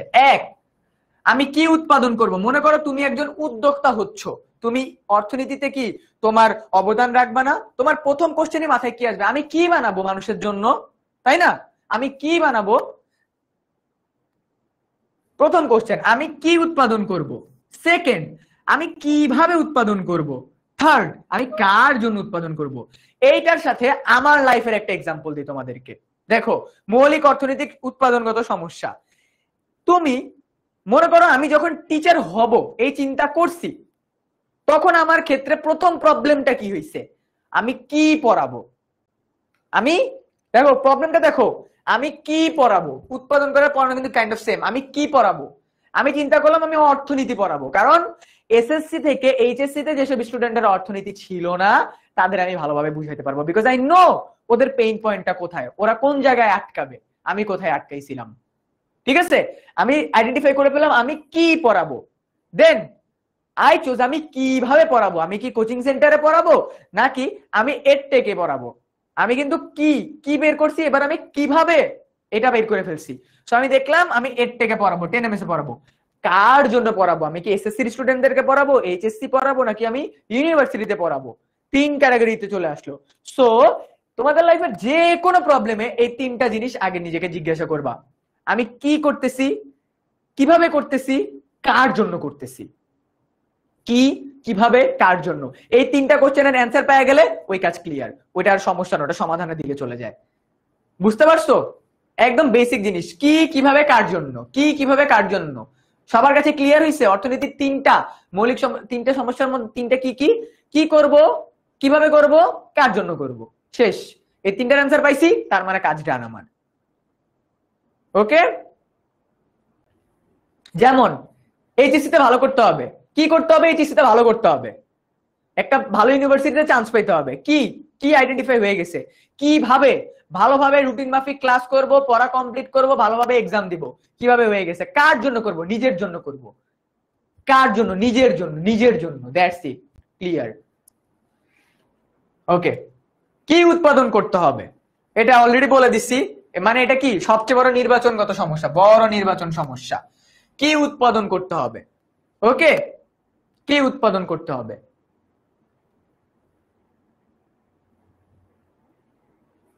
দেন কি উৎপাদন করা হবে, আমরা অলরেডি বুঝে গেছি। আচ্ছা, ফর এক্সাম্পল আমরা ধরো এখানে দেখি, ঠিক আছে, মনে করো উৎপাদনের ক্ষেত্রে আমরা কি দেখব, আমরা দেখব প্রথমত এই যে এখান থেকে আমাদের ম্যাথ গুলো আছে স্টার্ট হইছে। সবাই একটু খেয়াল করো, সবাই খেয়াল করো, এটা অনেক মজার একটা ম্যাথ, অনেক মজার একটা ম্যাথ। তোমাদের পরীক্ষায় প্রশ্ন আসবে এইভাবে, পরীক্ষায় প্রশ্ন আসবে, তোমার কাছে কি 150 টাকা আছে, এটা বাদ দিই, 150 টাকা এটা বাদ দিই। তুমি তোমার জমিতে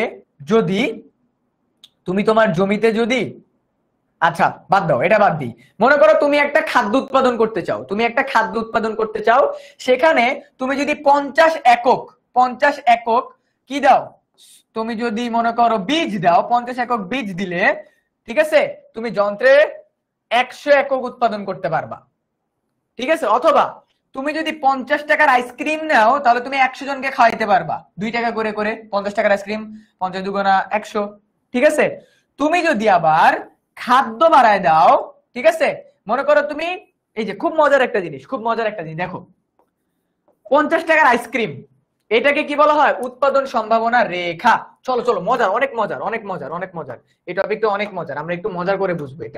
এটা ভাইয়ার অনেক ভাল লাগে এই টপিকটা বুঝাইতে। সবাই খাতা কলম নাও, আমরা শিখতেছি উৎপাদন সম্ভাবনা রেখা, সম্ভাবনা রেখা। চলো বুঝি, উৎপাদন সম্ভাবনা তার মানে কি? একটা জমিতে 2টা দ্রব্য উৎপাদন করতে চাইলে, এক জায়গায় কি করতে চাইলে? 2টি জিনিস উৎপাদন করতে চাইলে, উৎপাদন করতে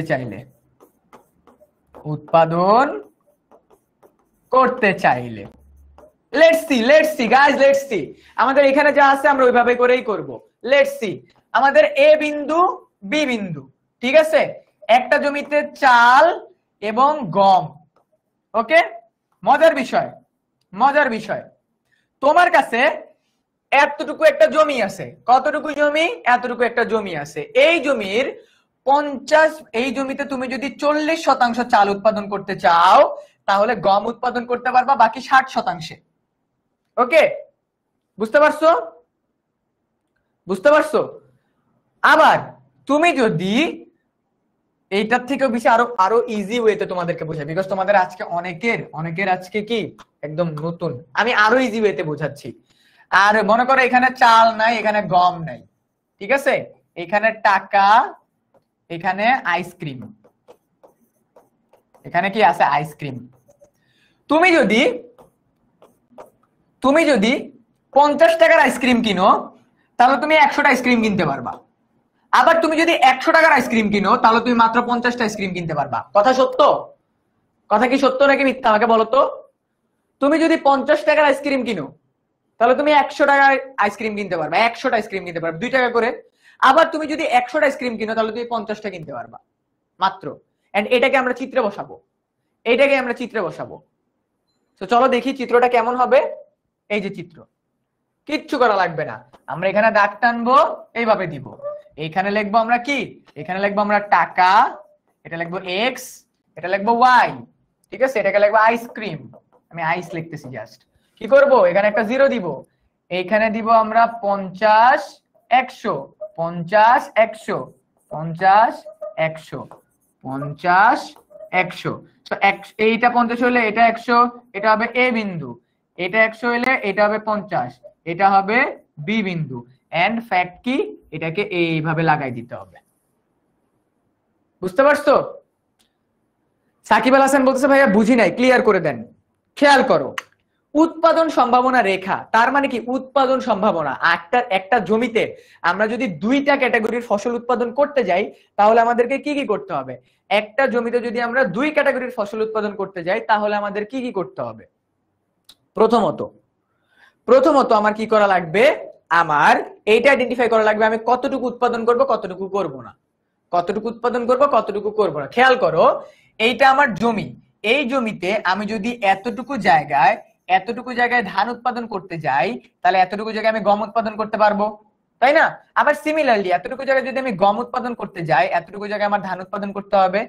তার মানে আমরা বোঝাচ্ছি একটা জমিতে কতটুকু পরিমাণ ধান উৎপাদন করলে কতটুকু পরিমাণ গম আমি উৎপাদন করতে পারবো, আবার কতটুকু পরিমাণ গম উৎপাদন করলে কতটুকু পরিমাণ ধান আমি উৎপাদন করতে পারবো। এটা চিত্রের মাধ্যমে দেখানোকে আমার উৎপাদন সম্ভাবনা রেখা বলে। ঠিক আছে, ফার্স্ট টাইমে একটু কেমন লাগতেছে? হ্যাঁ, এটা অনেক মজার। একটু ঠান্ডা মাথায় চিন্তা করো তোমরা, এই চিত্রটা দেখে একটু ঠান্ডা মাথায় ভাবো, একটু ঠান্ডা মাথায় চিন্তা করো, এই চিত্রটা দেখো, এই চিত্রটা দেখে একটু ঠান্ডা মাথায় চিন্তা করো। ঠিক আছে, একটু ঠান্ডা মাথায় চিন্তা করো, এটা হবে বি বিন্দু। উৎপাদন সম্ভাবনা রেখা পিপিসি কার্ভ। খেয়াল করো, আমি যদি 50 টাকা ব্যয় করি তাহলে আমি 100 একক উৎপাদন করতে পারবো। আমি যদি 100 টাকা ব্যয় করি তাহলে আমি 50 একক উৎপাদন করতে পারবো। বুঝতে পারছো?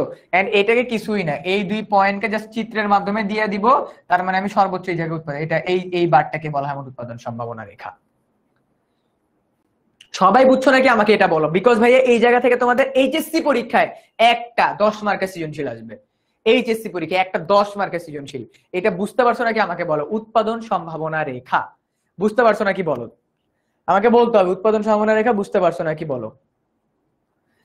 আইসক্রিমেরটা একটু হার্ড লাগছে, আচ্ছা বুঝতে পারছি, ক্লিয়ার, অনেক মজার। ইয়েস ভাইয়া, অর্থনীতি অনেক মজার ভাইয়া, অর্থনীতি অনেক মজার।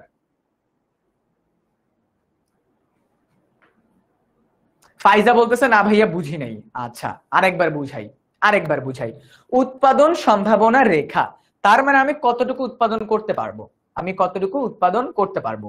মনে করো আন্টি তোমাকে, অথবা মনে করো একটা জমিতে 50% বা হলো 50% যদি তুমি 50% তুমি যদি চাল উৎপাদন করো তাহলে তুমি 100%, ঠিক আছে, 100% গম উৎপাদন করতে পারবা। আবার তুমি যদি 100% গম উৎপাদন করো তুমি 50% চাল উৎপাদন করতে পারবা। এটাই হলো ফ্যাক্ট। আরেকবার বললে ভালো হতো।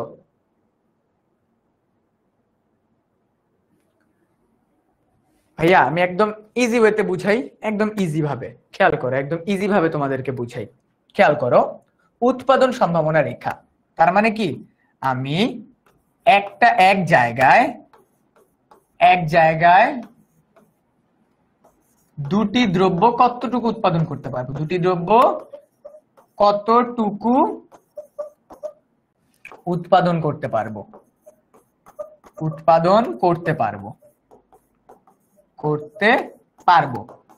খেয়াল করো এ বিন্দু আর হলো বি বিন্দু। এখানে কি মনে করো তোমরা দুই বোন বা দুই ভাই বোন, ঈদের মধ্যে আঙ্কেল যদি ছেলে আর হলো মেয়ে, ঠিক আছে, ঈদের মধ্যে খেয়াল করো, ঈদের মধ্যে তো বাবা মা সবাইকে সালামি দেয়। মনে করো তোমার বাবা তোমাকে সালামি দিল 100 টাকা, তোমার বোনকে কত দিব 50 টাকা। আবার তোমাকে যখন 50 টাকা দিবে তোমার বোনকে দিবে 100 টাকা। খেয়াল করছো?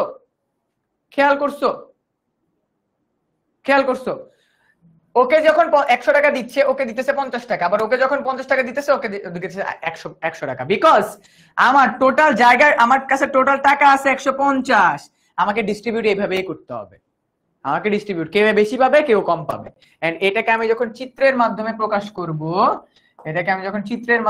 করব 50 100, 50 100, এখানে 50, এখানে 100, এখানে 50, এখানে 100, এই 50 পাইলে পাবে 100, এই 100 পাইলে পাবে 50, ঠিক আছে। এই যে এটা হলো আমার উৎপাদন সম্ভাবনা বা PPC curve, production possibility curve. এবার ক্লিয়ার হয়েছে নাকি আমাকে একটু বলো তো, উৎপাদন সম্ভাবনা এবার ক্লিয়ার হয়েছে?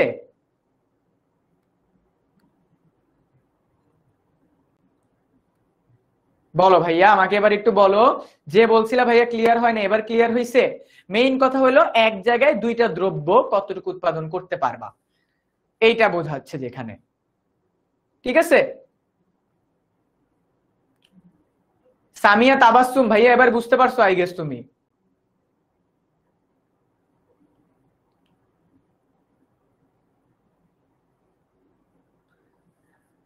এবার বুঝতে পারছো ভাইয়া?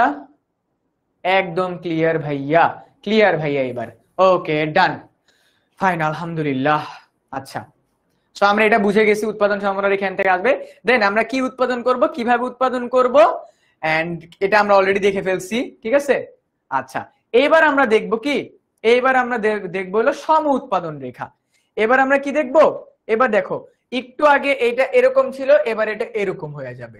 ওকে, সম উৎপাদন রেখা, কি উৎপাদন রেখা? সম উৎপাদন রেখা। আচ্ছা, এটা আমরা এখন দেখবো না, এটা আমরা অলরেডি দেখছি উৎপাদন সম্ভাবনা রেখা। এই যে দেখো, এইভাবে করে তোমাদের ম্যাথ আসবে, তোমাদের দেখো যদি তুমি 0 টাকা তোমার কাছে যখন 0 তখন তুমি 24 টাকা 24 একক উৎপাদন করতে পারবা। তোমার কাছে যখন 10 টাকা আছে তখন তুমি 20টা প্রোডাক্ট কিনতে পারবা, যখন 20 টাকা আছে তখন 10টা, যখন 24 টাকা আছে তুমি কিছুই করতে পারবা না। ঠিক আছে, এই যে সেম জিনিসটা এখানে কোনটার মাধ্যমে উৎপাদন করতে হয়েছে? বি উৎপাদন সম্ভাবনা রেখার মাধ্যমে। ওকে, এই যে উৎপাদন সম্ভাবনা রেখা আমরা একটু আগে বলছি, তাই না? একটু আগে দেখছি, এই যে দেখছো, এবার দেখো, এবার ক্লিয়ার, এবার ক্লিয়ার। দেখো আমার টাকার পরিমাণ সেম, 5,000 টাকা আছে। আমার জমিতে যদি 12 মণ ধান উৎপাদন করি তাহলে সম্পূর্ণ ধান, আমি কোনো পাট উৎপাদন করতে পারবো না। যদি আমি 10 মণ ধান উৎপাদন করি তাহলে আমি 5 মণ পাট উৎপাদন করতে পারবো। 5 মণ ধান উৎপাদন করলে 10 মণ পাট উৎপাদন করতে পারবো। আবার আমি যদি শুধু 12 মণ পাট উৎপাদন করি তাহলে আমি ধান উৎপাদনই করতে পারবো না। এই যে দুইটা দ্রব্য উৎপাদনের সম্ভাবনা, দুইটা দ্রব্য উৎপাদনের একই সাথে দুইটা দ্রব্য উৎপাদনের সম্ভাবনা যে চিত্রের মাধ্যমে প্রকাশ করা হয় তাকে উৎপাদন সম্ভাবনা রেখা বলা হয়। এই যে দেখো, যখন 0 তখন 12, ঠিক আছে? আবার যখন 5 একক তখন হচ্ছে কত একক? 12 একক। ওকে, 5 12। দেন আমার কি যাচ্ছে? যখন 10 একক তখন যাচ্ছে আমার এখানে 5 একক। সো এইভাবে করে আমরা অ্যান্সার করব। এটা 0 হইলে এটা 12। তো আমরা এইটাকে একবার হইলো এইটাকেই তোমার লম্ব অক্ষে বসাবো, এই যে এই অক্ষে বসাবো আর একটা ভূমি অক্ষে বসায় অ্যান্সার করে ফেলবো আমরা। ভাইয়া চিত্র কি আনুমানিক ভাবে আঁকবো? হ্যাঁ, চিত্র সবসময় আনুমানিক ভাবে আঁকবো, চিত্র আমরা সবসময় আনুমানিক ভাবে আঁকবো।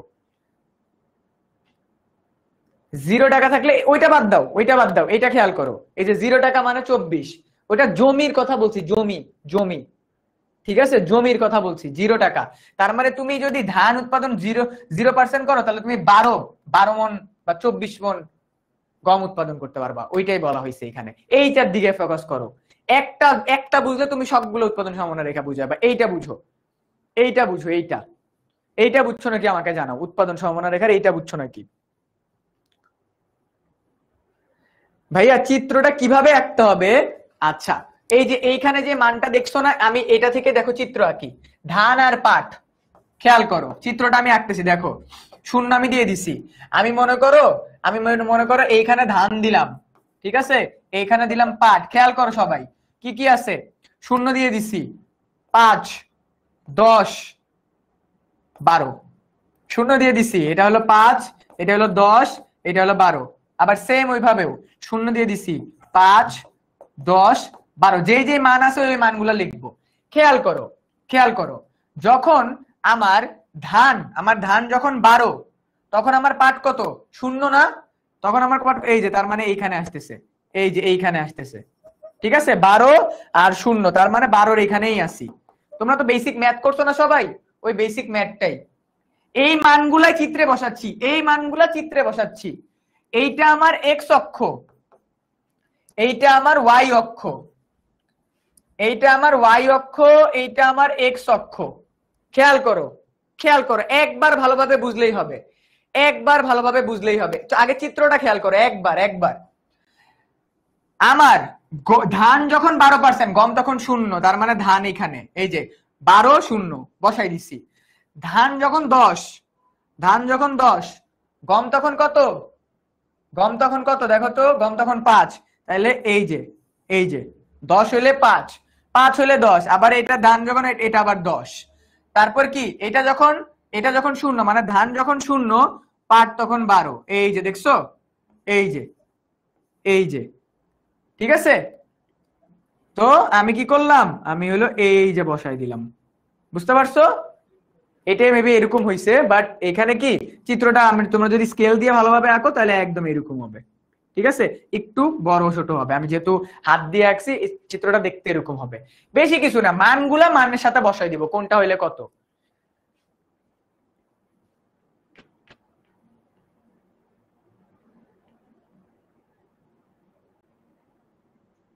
বুঝতে পারছো? সবাই বুঝতে পারছো? আমাকে জানাও তো ভাইয়া, উৎপাদন সম্ভাবনা রেখাটা বুঝতে পারছো নাকি? এ বিন্দু কোথায় দিব?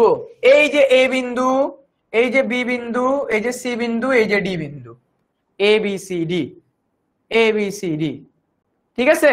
খেয়াল করছো? A B C D.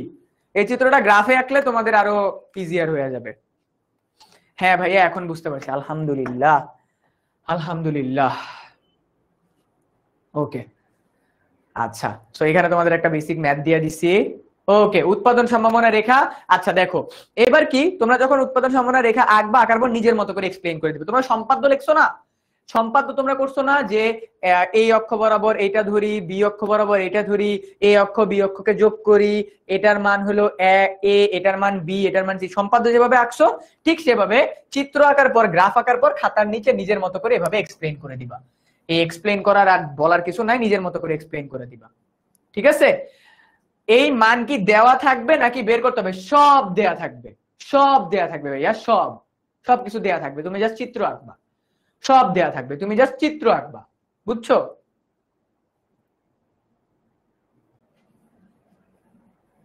আচ্ছা, পিপিসি রেখা কি সবসময় সোজা? না, পিপিসি রেখা সবসময় বেঁকা হয়। পিপিসি রেখা সবসময় বেঁকা হয়। এই মান দেয়া থাকবে ভাইয়া তাসনিম, এই মান দেয়া থাকবে এক্সামে। তোমাকে ডিরেক্ট এই যে এরকম করে, মনে করো তোমার সৃজনশীল 1, সৃজনশীল 1 এভাবে করে দিয়ে দিবে, একদম এভাবে করে দিয়ে দিবে, জাস্ট ওইটাই তোমাকে অ্যান্সার করতে হবে। ওকে ডান, নিজের মতো করে এক্সপ্লেইন করবা। আচ্ছা, এই যে এইটা দ্বারা কি বোঝাচ্ছে এটা একটু বুঝো, এটা একটু বুঝো। আমরা এতক্ষণ পর্যন্ত যত চিত্র আঁকছি, আমাদের এইখানে কি ছিল? আমাদের এইখানে মনে করো কোনো একটা মান আছে, তাই না? আবার আমাদের সবগুলা মান এইটা গেছে, বাট কখনো কি মান আমাদের এইখানে আসছে বলতো? আমরা এতক্ষণ পর্যন্ত যে যে চিত্র আঁকছি, কখনো কি আমাদের মান বাহিরে গেছে? এই চিত্রের বাহিরে কোনো বিন্দু গেছে? যায় নাই। কিন্তু আমাদের অর্থনীতিতে ধরা হয় কি জানো? আমাদের অর্থনীতিতে ধরা হয় এই যে যে বারটা পাইছি, এইটাই হলো আমাদের সর্বোচ্চ উৎপাদন রেখা। সর্বোচ্চ এই জায়গা পর্যন্ত উৎপাদন করতে পারবো, এই জায়গা পর্যন্ত উৎপাদন করা যাবে, উৎপাদন করা যাবে।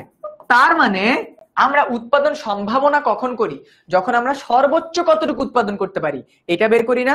তার মানে একটা অর্থনীতিতে বা একটা জমিতে আমরা সর্বোচ্চ এতটুকু পরিমাণ উৎপাদন করতে পারি, তাই না? সর্বোচ্চ এতটুকু পরিমাণ উৎপাদন করতে পারি। বাট এই যে বিন্দু, এইটা কি? এইটা আমাদের হলো অসীম অভাব। এটাকে আমরা কি বলি? অসীম অভাব। তার মানে আমাদের যদি সুযোগ থাকতো আমরা এতটুকু উৎপাদন করতাম, বাট যেহেতু আমাদের অভাব অসীম, ঠিক আছে, এবং টাকা অপর্যাপ্ত, টাকা অপর্যাপ্ত, তাই আমরা এই পর্যন্ত উৎপাদন করতে পারি না। এখানে এটাই বুঝাইছে, এখানে এটাই বুঝাইছে যে আমরা যখনই উৎপাদন করবো, আমরা এতটুকু পরিমাণ উৎপাদন করতে পারবো, আমরা কখনো এই জায়গায় উৎপাদন করতে পারবো না। বিকজ আমাদের কি? আমাদের চারটা জিনিস সীমিত: ভূমি, শ্রম, মূলধন, সংগঠন। ভূমি, শ্রম, অর্থনীতিতে চারটা জিনিস মনে রাখবা। ভূমি মানে জায়গা, যে জায়গায় তুমি উৎপাদন করতেছো, এটা লিমিটেড। শ্রম, তুমি চাইলেও অধিক পরিশ্রম করতে পারবা না। মূলধন, টাকা কিন্তু সীমিত, ঠিক আছে। এবং সংগঠন, মানুষের মেধা সীমিত, মানুষের মেধা সীমিত। অর্থনীতিতে এই চারটা জিনিস সীমিত। যেহেতু এই চারটা জিনিস সীমিত, তাই এই জায়গায় উৎপাদন করা যাবে না। মনে রাখবা সব, মনে রাখবা সবাই। অর্থনীতিতে এই চারটা জিনিস সীমিত, তুমি চাইলেই বাড়াইতে পারবা না। ভূমি, তুমি চাইলেই পৃথিবীতে জমি বাড়াইতে পারবা না। শ্রম, তুমি চাইলেই কোনো মানুষকে দিয়ে 12 ঘন্টা জায়গায় 15 ঘন্টা কাজ করে দিতে পারবা, তার শরীরে কুলাবে না। দেন মূলধন, টাকা তো অলওয়েজই সীমিত। সংগঠন, সংগঠন মানে কি? সবকিছু ম্যানেজ করার পাওয়ার বা সবকিছুকে একত্র করা। ওই সবকিছু একত্র তোমার সবগুলোর মধ্যেই পড়ে যায়। বুঝতে পারছো? এজন্য এইচ হইল অসীম অভাব, বা যেখানে উৎপাদন করা অসম্ভব। এইচ, এইচ দেয়া থাকবে তোমাকে কনফিউজ করার জন্য পরীক্ষায়। এইচটা দিবেই তোমাকে পরীক্ষায় কনফিউজ করার জন্য।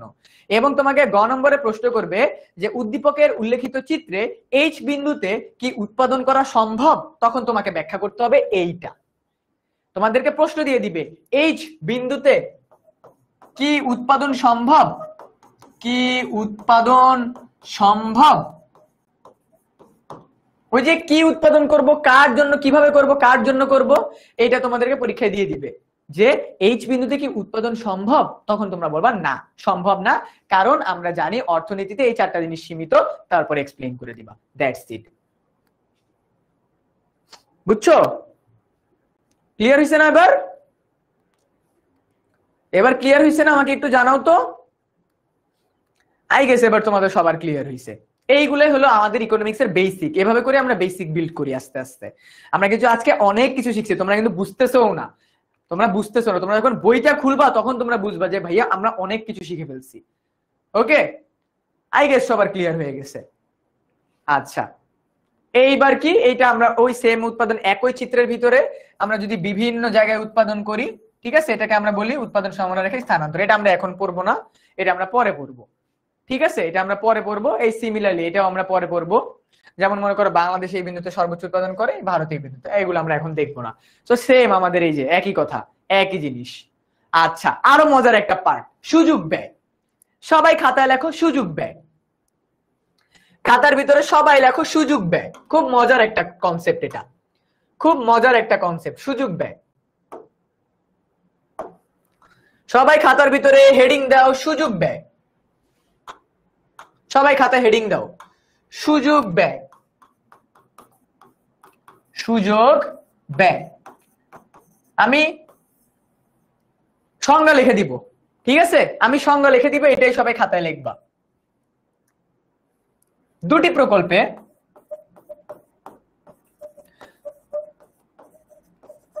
বা জায়গায়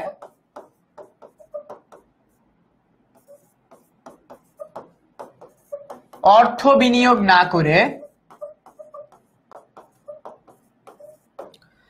দুটি জায়গায় বা প্রকল্পে অর্থ বিনিয়োগ এর ক্ষেত্রে একটিতে বিনিয়োগ করলে, মানে টাকা দিলে বিনিয়োগ করলে অপরটি বাদ দিতে হয়, বাদ বা ছেড়ে দিতে হয়, বাদ বা ছেড়ে দিতে হয়, একে সুযোগ ব্যয় বলে। একে সুযোগ ব্যয় বলে। একটু কনফিউজিং বাট আমি বুঝাই দিব, একটু কনফিউজিং বাট আমি বুঝাই দিব। দুটি প্রকল্পে, হ্যাঁ এটা ফাইন্যান্সে ছিল, ইয়েস আমার স্টুডেন্টটা ধরতে পারছে, এটা ফাইন্যান্সে ছিল। দুটি প্রকল্পে বা জায়গায় অর্থ বিনিয়োগের ক্ষেত্রে একটা প্রকল্প তুমি বেছে নিলে আর একটা প্রকল্পে তোমার বিনিয়োগ সুযোগ বাদ দিতে হবে, তাই না? বুঝতে পারছো? এবার চলো এক্সাম্পল দেই, চলো এক্সাম্পল কি? এক্সাম্পল হচ্ছে সেম। তোমার কাছে 1000 টাকা আছে, তুমি চাইলে শার্ট কিনতে পারো অথবা তুমি চাইলে প্যান্ট কিনতে পারো। এই যে তুমি শার্ট কিনলা, প্যান্টটা কিনতে পারলা না, এইটাই প্যান্টটা হলো তোমার সুযোগ ব্যয়। এই প্যান্ট কি? সুযোগ ব্যয়। সুযোগ ব্যয়। আবার বলি, আরো এক্সাম্পল দেই। তোমার কাছে 100 টাকা আছে, তোমার খিদা লাগছে, তুমি বার্গার খাইতে পারবা অথবা তুমি মনে করো রোল খেতে পারবা। ঠিক আছে, তুমি মনে করো বার্গারকে চুজ করলা, তাহলে তুমি রোল খেতে পারবা না, এটা হলো তোমার সুযোগ ব্যয়। এটা কি? সুযোগ ব্যয়। যেহেতু টাকা লিমিটেড, সময় লিমিটেড, সবকিছু লিমিটেড, তাই দুইটা জিনিসের মধ্যে যখন আমি একটাকে চুজ করবো আরেকটা অটোমেটিক্যালি বাদ হয়ে যাবে। যেটা বাদ ওইটাকে আমি ছেড়ে দিছি, যেটা ছেড়ে দিছি ওইটাই আমার সুযোগ ব্যয়, যেটাকে ছেড়ে দিছি ওইটাই আমার সুযোগ ব্যয়। এই এসএসসি পরীক্ষায় তোমরা ভালো করার জন্য তোমরা কি ঘুরতে যাওয়া, ফ্রেন্ডসদের বার্থডে পার্টি, কাজিনের বিয়ে, তারপর হলো অনেক ট্যুর, এগুলাকে ছেড়ে দিয়ে জাস্ট পড়ছো না? ওই যে পড়ার কারণে তুমি যেগুলা ছেড়ে দিছো ওই সবগুলো তোমার সুযোগ ব্যয়। ঠিক আছে, জাস্ট পড়ার কারণে তুমি যা ছেড়ে দিছো ওই সবগুলো তোমার সুযোগ ব্যয়। আমি এখন তোমাদেরকে পড়াচ্ছি, আমি তোমাদেরকে যদি এখন না পড়ায়া আমি কি করতাম, ঢাকা ইউনিভার্সিটি টিএসসি তে ঘুরতে যেতাম, আমার ক্যাম্পাসে ঘুরতে যেতাম, কক্সবাজার ঘুরতে যেতাম, তাহলে কি হইতো? এই ক্লাসটা ছেড়ে দিতে হইতো না, তাহলে এটা হইতো আমার সুযোগ ব্যয়, ক্লাসটা হইতো আমার সুযোগ ব্যয়। বুঝছো? মানে দুইটা, তোমার কাছে যে কোনো দুইটা অপশন থাকবে, এই দুইটা অপশনের মধ্যে তুমি একটাকে চুজ করবা। হ্যাঁ ভাই, এটা দুষ্প্রাপ্যতার মতো, কাইন্ড অফ দুষ্প্রাপ্যতার মতো, বাট দুইটাকে মিক্স করো না, দুইটা আলাদা জিনিস। লাইফে দুইটা অপশন আছে, দুইটা অপশনের মধ্যে থেকে একটাকে তুমি চুজ করলে আর একটা ছেড়ে দিতে হবে। হয় তুমি কফি খাবা, নাহলে তুমি চা খাবা, দুইটাকে একত্রে খাইতে পারবা না, বিকজ তোমার কাছে কাপ একটা। ওকে, তোমার কাছে কাপ একটা। লাইফে তুমি চাইলে হয় ভালো মানুষ হইতে পারবা, না হলে তুমি চাইলে খারাপ মানুষ হইতে পারবা। দুইটার মধ্যে একটাকে তোমাকে চুজ করতে হবে। তুমি ভালো এবং খারাপ একসাথে দুইটা হইতে পারবা না, বিকজ লাইফ তোমার কাছে একটা। এইটা হলো সুযোগ ব্যয়। বুঝতে পারছো? তোমাদের এসএসসি পরীক্ষার রেজাল্ট দিবে কিছুদিন পরে। যারা এ প্লাস পাবা ভালো, যারা এ প্লাস পাবা না তারা চাইলে মন খারাপ করে বসে থাকতে পারো, অথবা এই প্ল্যানিং করতে পারো যারা যারা আমার উপর এক্সপেকটেশন রাখছিল বা আমি কেন খারাপ করছি এটা আইডেন্টিফাই করে আমি এইচএসসি তে ভালো করবো, একটা ভালো ইউনিভার্সিটিতে চান্স পাবো। এই দুইটা অপশনের মধ্যে যদি তুমি মন খারাপ করে বসে থাকাটা বেছে নাও তাহলে তোমার সুযোগ ব্যয় হলো তুমি এইচএসসি তো ভালো করতে পারবা না। তুমি কি করতে পারবা না? এইচএসসি তো ভালো করতে পারবা না। বাট যারা যারা এইচএসসি টা ভালো করে ইউনিভার্সিটিতে চান্স পাওয়া চুজ করবে তাদের সুযোগ ব্যয় কি? তারা তাদেরকে যদি এসএসসি পরীক্ষার রেজাল্ট পাওয়ার পর অনেক মানুষ অনেক কথা শোনায় তাদের ওটা গায়ে লাগবে না, বিকজ তাদের অ্যাম্বিশনটা বড়। বুঝতে পারছো সুযোগ ব্যয়টা কোথায়? এইটাই হলো জীবনের ক্ষেত্রে সুযোগ ব্যয়। সো সুযোগ ব্যয় জীবনের প্রতিটা ক্ষেত্রে আছে। তোমরা এখন অনেকে নেটফ্লিক্সে মুভি দেখতে পারতা, নেটফ্লিক্সে মুভি না দেখলে তোমরা আমার ক্লাস করতেছো, ওই মুভি দেখাটা হলো তোমার সুযোগ ব্যয়। বুঝছো? ওই মুভি দেখাটা ছেড়ে দেওয়াটা হলো তোমার সুযোগ ব্যয়। যেটা ছেড়ে দিছি ওইটাই তোমার সুযোগ ব্যয়। আই গেস তোমরা বুঝতে পারছো। সুযোগ ব্যয়কে আমরা তিনটা ভাগে ভাগ করে থাকি। অভাবের দিক থেকে সুযোগ ব্যয়ের সংজ্ঞা থাকে, ঠিক আছে, ওই যে আমরা কোন অভাবটা চুজ করব সেইটা। দেন সুযোগের দিক থেকে তোমার কাছে সুযোগ আছে, তুমি যে কোনো একটাকে চুজ করতেছো ওইটা, ঠিক আছে, হাত ছাড়াকৃত বা ত্যাগকৃত সুযোগ ব্যয়। আর উৎপাদনের দিক থেকে, ঠিক আছে, তোমার কাছে ধান উৎপাদনের সুযোগ আছে, তোমার কাছে গম উৎপাদনের সুযোগ আছে। তুমি কোনটা বেশি করবা কোনটা কম করবা এটা তোমার উপরে।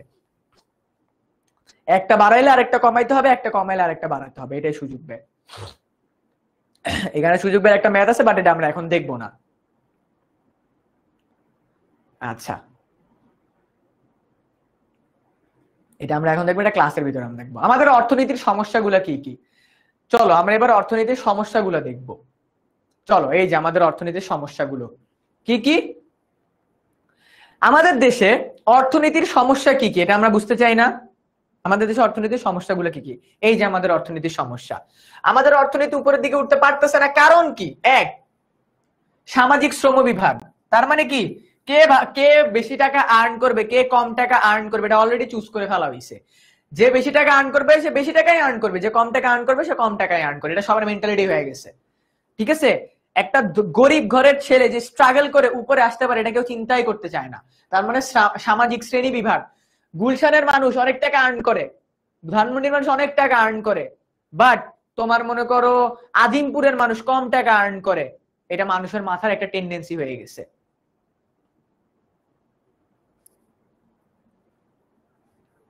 হ্যাঁ, আমাদের তো বেসিক বিল্ডিং ক্লাস সাকিব, এখন আমরা কিন্তু আমাদের অনলাইন ব্যাচের ক্লাস এখনো শুরু করিনি। আমাদের অনলাইন ব্যাচের ক্লাসে আমরা আরো ডিটেইলসে পড়াবো তখন। এখন তো আমাদের বেসিক বিল্ডিং ক্লাস, আমরা বেসিকটা বিল্ড করতেছি।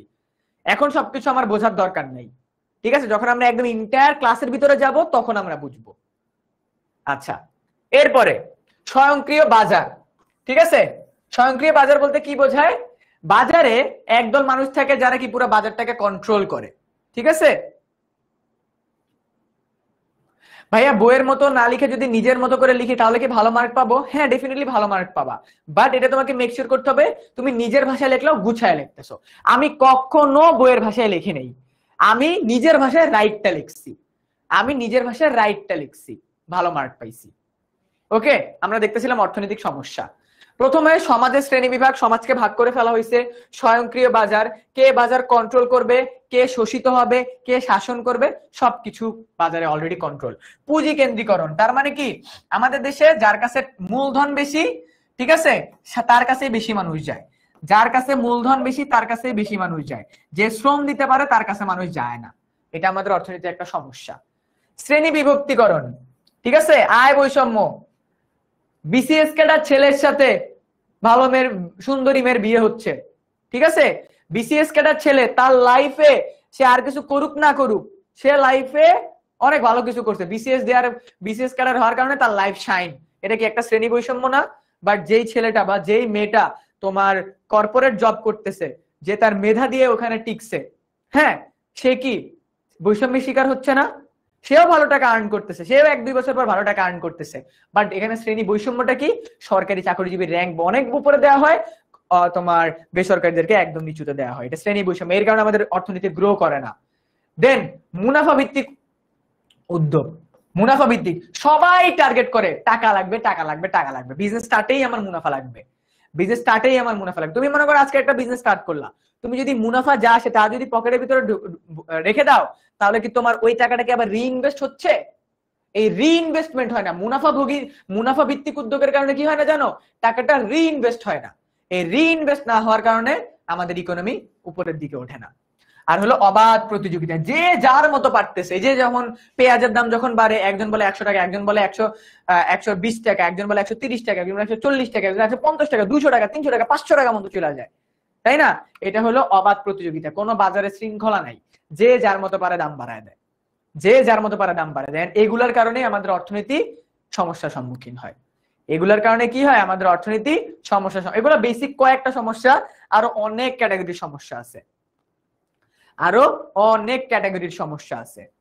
ওকে, সো এই যে মজার জিনিস চলে আসছে আমাদের এখন মজার টপিক চলে আসছে। সো আমরা অলরেডি অনেক কিছু আলোচনা করছি।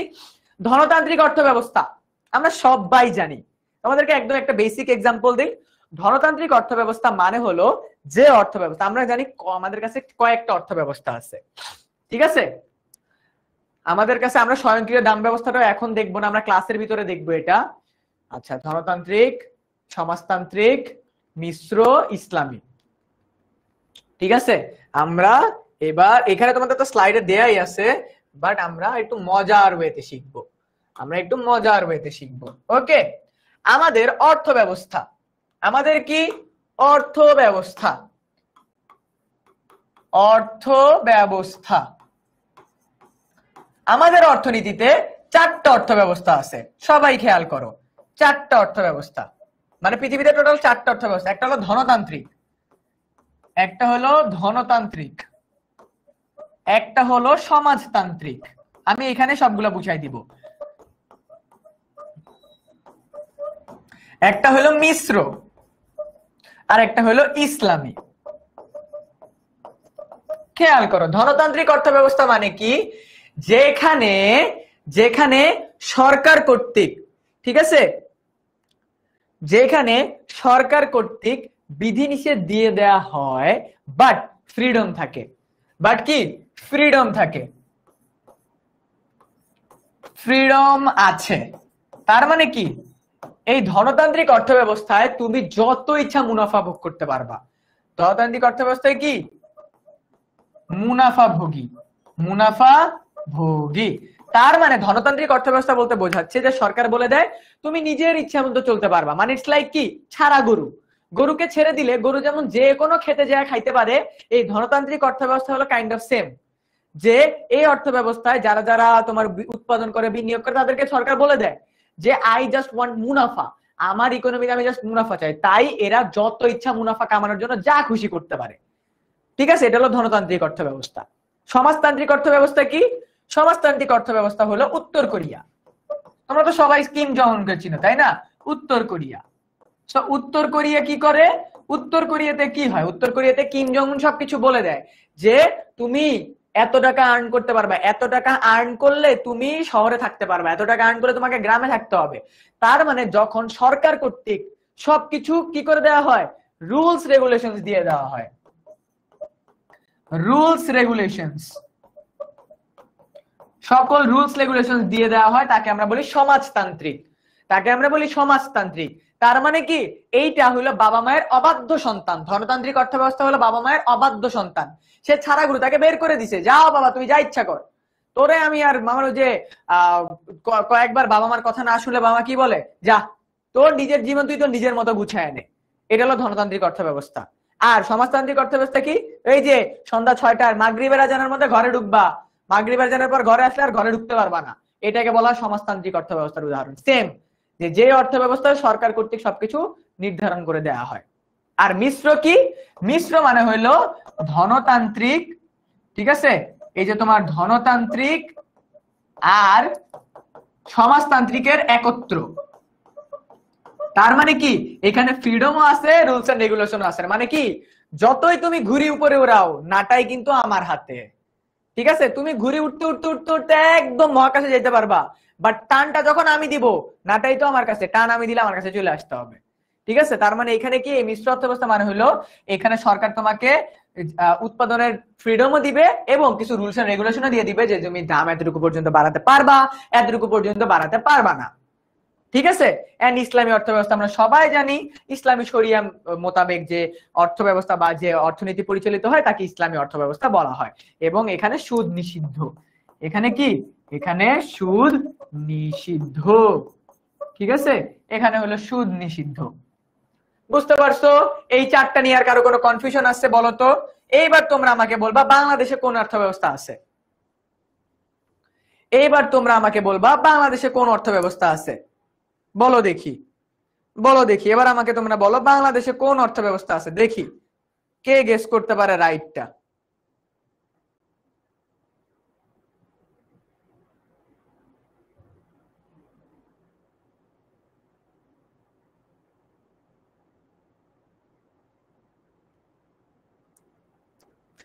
বাংলাদেশে কোন অর্থব্যবস্থা আছে?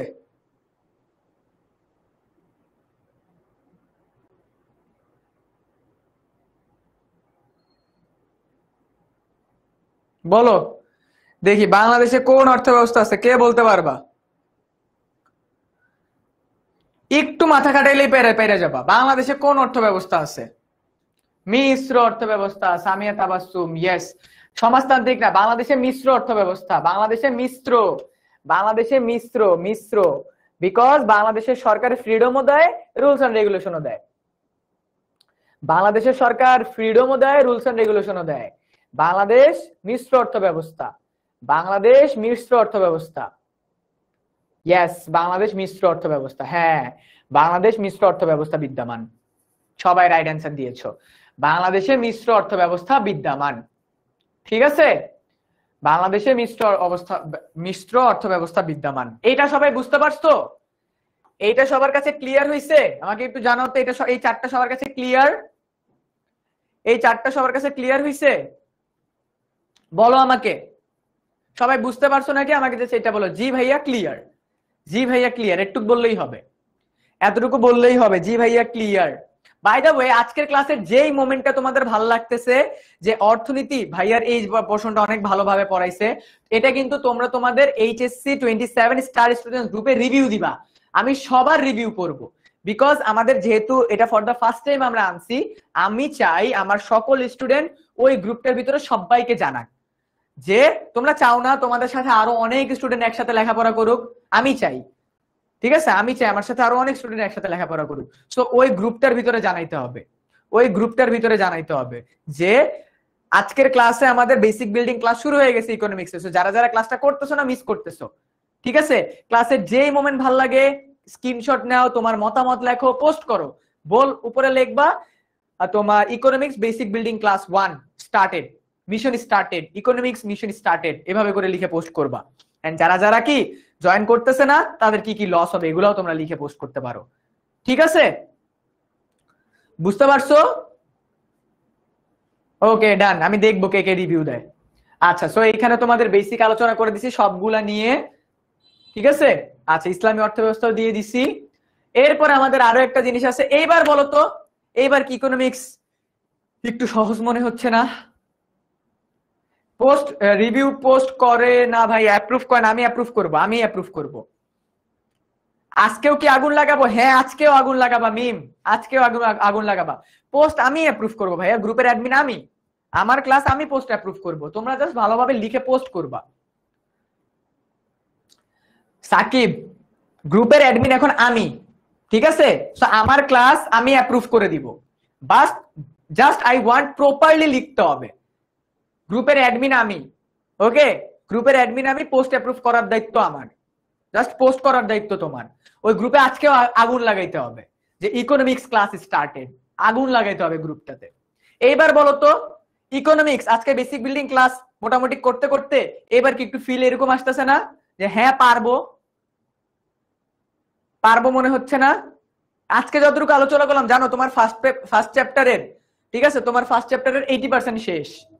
ফার্স্ট চ্যাপ্টারের 80% শেষ, তোমরা বুঝতেও পারলা না। কিন্তু মজার বিষয় হলো ইকোনমিক্স এরকমই। আজকের ক্লাসে যেহেতু আমরা আরো আরো একটু ক্লাস আছে, বাকি আছে, বাট এখন আমরা বলো আমরা অলমোস্ট 80% কমপ্লিট করে ফেলছি। এখন এই যে এই কাঠবিলালিটার মতো কি একটু হ্যাপি লাগতেছে না যে ওকে ফাইন পারবো ফাইনালি? ভাইয়া পড়াইতেছে, পারবো ফাইনালি, হ্যাঁ economics easy, yes that's the spirit. এইটাই আমি চাই, যে আমার যে স্টুডেন্টটা ক্লাসের স্টার্টিং এ বলবে ইকোনমিক্স হার্ড, সে ক্লাসের লাস্টের দিকে এসে বলবে ভাই ইকোনমিক্স সবচেয়ে ইজি। ঠিক আছে, এন্ড আই ওয়ান্ট যে তোমরা আজকে ডেফিনেটলি এই রিভিউটা লেখো, যারা সায়েন্সের আসো বিশেষ করে, আই ওয়ান্ট দেয়ার রিভিউ। যারা সায়েন্সের আসো বিশেষ করে তারা সবাই লিখবা যে তোমার সায়েন্সের স্টুডেন্ট হওয়ার পরও আজকে ফর দ্য ফার্স্ট টাইম ভাইয়ার ইকোনমিক্স ক্লাস করার কারণে তোমার ইকোনমিক্স বুঝতে ইজিয়ার হচ্ছে, এবার তুমি এখন তুমি বুঝতে পারো ইকোনমিক্স। এই জিনিসগুলো লিখতে হবে, সবাইকে জানাইতে হবে যে হ্যাঁ ইকোনমিক্স ক্লাস স্টার্টেড, যারা যারা কোর্সে জয়েন করে জয়েন করো, সবাইকে জানাইতে হবে। ওকে, ইয়েস, ওকে। সো আমাদের আরো দুইটা জিনিস আছে, একটা হলো সমষ্টিক অর্থনীতি, একটা হলো ব্যষ্টিক অর্থনীতি। আমি জাস্ট একটা জিনিস তোমাদেরকে এখানে বলি, সামষ্টিক অর্থনীতি মানে হলো যে অর্থনীতিতে আমাদের পুরো দেশের সবকিছু নিয়ে আলোচনা করা হয়, দেশের সবকিছু নিয়ে আলোচনা করা হয়। আর ব্যষ্টিক অর্থনীতি মানে কি? ব্যষ্টিক অর্থনীতি মানে হলো ছোট ছোট বিষয়গুলো নিয়ে আলোচনা করা। আমরা যদি এক্সাম্পল দেখি, দেখো ব্যষ্টিক অর্থনীতি কি, আমাদের সবকিছু নিয়ে আলোচনা করে, যেমন একটা দেশের উৎপাদন কত হবে, কি কি বিনিময় হবে, বন্টন কেমন হবে, ভোগ কেমন হবে, ওই দেশের দাম কেমন হবে, মূল্য কত নির্ধারণ হবে, মজুরি কত দিব, আয় ব্যয় কিভাবে দিব, নিয়োগ বিনিয়োগ সঞ্চয় কিভাবে করব, অভাব কতটুকু, এই সব কিছু এখানে আলোচনা করা থাকে। ঠিক আছে, বেস্টিক। ওকে, বেস্টিক তার মানে কি? বেস্টিক মানে কি জানো? বেস্টিক মানে হলো ছোট। বেস্টিক মানে কি? ছোট। বেস্টিক মানে হলো ছোট। আর সামষ্টিক মানে কি? বড়, পুরো দেশ, বড় বা দেশ নিয়ে আলোচনা করা হয়। যেখানে এখানে কি নিয়ে আলোচনা করা হয়? জাতীয় উৎপাদন, জাতীয় বন্টন, জাতীয় ভোগ, দাম স্তর, মজুরি স্তর, জাতীয় আয় ব্যয়, নিয়োগ স্তর, বিনিয়োগ, সঞ্চয়, পুরো দেশ নিয়ে আলোচনা করে। এখানে যদি আমি যদি একটা ইজি এক্সাম্পল দিই, ব্যষ্টিক অর্থনীতি হলো মনে করো পরিবার। ঠিক আছে, একটা পরিবার নিয়ে আলোচনা করা। আর সামষ্টিক অর্থনীতি মানে কি? কি একটা এলাকা নিয়ে আলোচনা করা। ওই একটা এলাকার ভিতরে অনেকগুলো পরিবার থাকে না? সো এটা একটা পরিবার ছোট্ট, আর এটা হলো অনেক বড়। সো এটা হলো ডিফারেন্স, বেসিক ডিফারেন্স, যে সামষ্টিক ব্যষ্টিক অর্থনীতিতে ছোট ছোট বিষয়গুলো নিয়ে আলোচনা করা হয়, সামষ্টিক অর্থনীতিতে অর্থনীতির বড় বড় বিষয়গুলো নিয়ে আলোচনা করা হয়। বুঝতে পারছো? ইয়েস। সো আমরা কিন্তু ক্লাসের 9:30টার দিকে ক্লাস শেষ হওয়ার কথা, আমরা কিন্তু ক্লাসের অলরেডি এন্ডিং এর দিকে চলে আসছি। আমার পিছনে একটা লাইন লেখা আছে, লাইনটা কি সবাই বুঝতে পারতেছো? আমার পিছনে একটা লাইন লেখা আছে। যেহেতু আজকে এটা ফার্স্ট ক্লাস, আমি চাই আমার সবগুলো স্টুডেন্টের মাথায় এই লাইনটা ঢুকে যাক। Not for this class but for your entire life. আমি ইন্টেনশনালি এই স্লাইডটা এখানে আনছি, এই টেমপ্লেটটা এখানে আনছি। আমি এখন কিছু লিখবো না, অনেক কিছু লিখছি, এখন কিছু লিখবো না। আমার পিছনে যে লাইনটা আছে এটা সবাই একটু ভালোভাবে দেখো। হোপ, আশা। Hope is the good thing, maybe the best thing, and no good thing ever dies. লাইনটা কিন্তু অনেক ডেপথ একটা মিনিং আছে। আমরা সবাই জানি যে আমরা আমাদের বেস্টটা দিছি আমাদের এসএসসি পরীক্ষায়, তাই না? আমরা আমাদের বেস্টটা দিছি আমাদের এসএসসি পরীক্ষায়। সো তোমরা যেহেতু তোমাদের বেস্টটা দিছো, রেজাল্ট কিন্তু তোমার হাতে নাই। রেজাল্ট তোমার হাতে না, তোমার হাতে জাস্ট কি? তোমার হাতে জাস্ট ছিল try. You can just try. তুমি ট্রাই করছো। এখন তোমাকে একটা জিনিসই করতে হবে, হোপ, আশা রাখতে হবে যে হ্যাঁ আলহামদুলিল্লাহ আমি যতটুকু চেষ্টা করছি, সৃষ্টিকর্তা আমাকে যতটুকু দিবে আলহামদুলিল্লাহ আমি ভালো করব। আমি এখানে একটা রাস্তা আনছি, দেখতেছো? এটা কিন্তু লাইফের একটা জার্নি, এটা কিন্তু লাইফের একটা জার্নি। তোমাদের লাইফটা এই রাস্তাটা কিন্তু মাত্র স্টার্টিং। এই রাস্তাটা মাত্র স্টার্টিং, অনেক দূর যেতে হবে, এই চূড়ায় উঠতে হবে, অনেক দূর যেতে হবে, এই চূড়ায় উঠতে হবে ভাইয়া। এসএসসি রেজাল্টের পর your journey will be just started. তোমার লাইফের জার্নি জাস্ট স্টার্ট হবে। তুমি যদি এখানে থেমে যাও, এই চূড়ায় কে উঠবে? তাহলে চূড়ায় কিন্তু উঠতে পারবা না। ঠিক আছে, তুমি যদি থেমে যাও তুমি কিন্তু চূড়ায় উঠতে পারবা না। সো আশা রাখতে হবে, আশা রাখতে হবে, চেষ্টা করতে হবে। এসএসসি পরীক্ষায় অনেক ট্রাই করছো, অনেক ট্রাই করছো, এ প্লাস আসলে আলহামদুলিল্লাহ, না আসলে মন খারাপের কোনো দরকার নাই, না আসলে মন খারাপ 1-2 দিনই হয়ে থাকবে, বাট মেক শিওর তুমি পরবর্তীতে আশা রাখতেছো, there will be a hope. And যে আশা রাখে, and no good things ever dies. তুমি যদি আশাটা তোমার ভিতরে যদি দৃঢ় বিশ্বাস থাকে যে হ্যাঁ আমি যা করতেছি ইটস রাইট, ইটস গুড, তাহলেই তুমি এই চূড়ায় একদিন উঠতে পারবা। And this is not for your just SSC exam, but for your entire life. যে কোনো কিছুতে, লাইফের যত ডাউন সিচুয়েশনই আসুক, আশা রাখতে হবে যে না আমি উঠে দাঁড়াবো, আমি উঠে দাঁড়াবো। বুঝতে পারছো? এন্ড মনে রাখবা, no good thing ever dies. ঠিক আছে? No good thing ever dies. আমি যদি তোমাদেরকে এখান থেকে একটা জিনিস বলি যে আমার লাইফে ডেফিনেটলি এসএস দিতে পারো, হোয়াট এভার ইউ ওয়ান্ট, তুমি যাই কিছু করতে পারো, ক্লাস আমাদের অলমোস্ট এন্ডিং এর পথে। আমি যদি তোমাদেরকে এখানে একটা জিনিস বলি, কলেজে ওঠার পরে তোমাদের লাইফে অনেক সিচুয়েশন আসবে, যেহেতু সামনেই কলেজ, প্রায় আর 15-20 দিন পরই তোমরা অনেকে কলেজের অ্যাপ্লাই স্টার্ট করে দিবা এসএসসি রেজাল্টটা পরে। লাইফের বিভিন্ন সময়, ঠিক আছে, লাইফের বিভিন্ন সময় তোমাকে অনেক ডাউন একটা সিচুয়েশন আসবে, যে তোমার মনে হবে যে না আমি মেবি পারবো না, আমাকে দিয়ে মেবি হবে না। এসএসসি পরীক্ষার রেজাল্ট, এসএসসি রেজাল্টের পরই তোমার মনে হবে আমাকে দিয়ে মেবি আর হবে না, আমি মেবি আর পারবো না। But make sure no good thing ever dies. তোমার ভিতরে যদি ওই সৎ সাহসটা থাকে, তাহলে তুমি উঠে দাঁড়াতে পারবা। আই বিলিভ তুমি উঠে দাঁড়াতে পারবা। আমি উঠে দাঁড়াতে পারছিলাম। আমার লাইফে অনেক ডিফিকাল্ট সিচুয়েশন আসছে, অনেক সিচুয়েশন আসছে, আমি কিন্তু উঠে দাঁড়াইছি, আমি কিন্তু বসে পড়ি নেই। and this is not only just for your study purpose, but for your personal life, professional life, your college life, your university life, your every single thing. একটা ওয়ার্ড মনে রাখবা, hope is a good thing. আশার আলো কখনো নিভতে দেয়া যাবে না, আশার আলো কখনো নিভতে দেয়া যাবে না। আজকে তোমরা অনেকে ক্লাসের স্টার্টিং এ বলছিলা ভাইয়া মেবি ইকোনমিক্স পারবো না, মেবি ইকোনমিক্স অনেক হার্ড। বলছিলাম না আশার আলোটা নিভতে দিও না? আশার আলোটা কিন্তু নিভতে দেই নাই আমিও।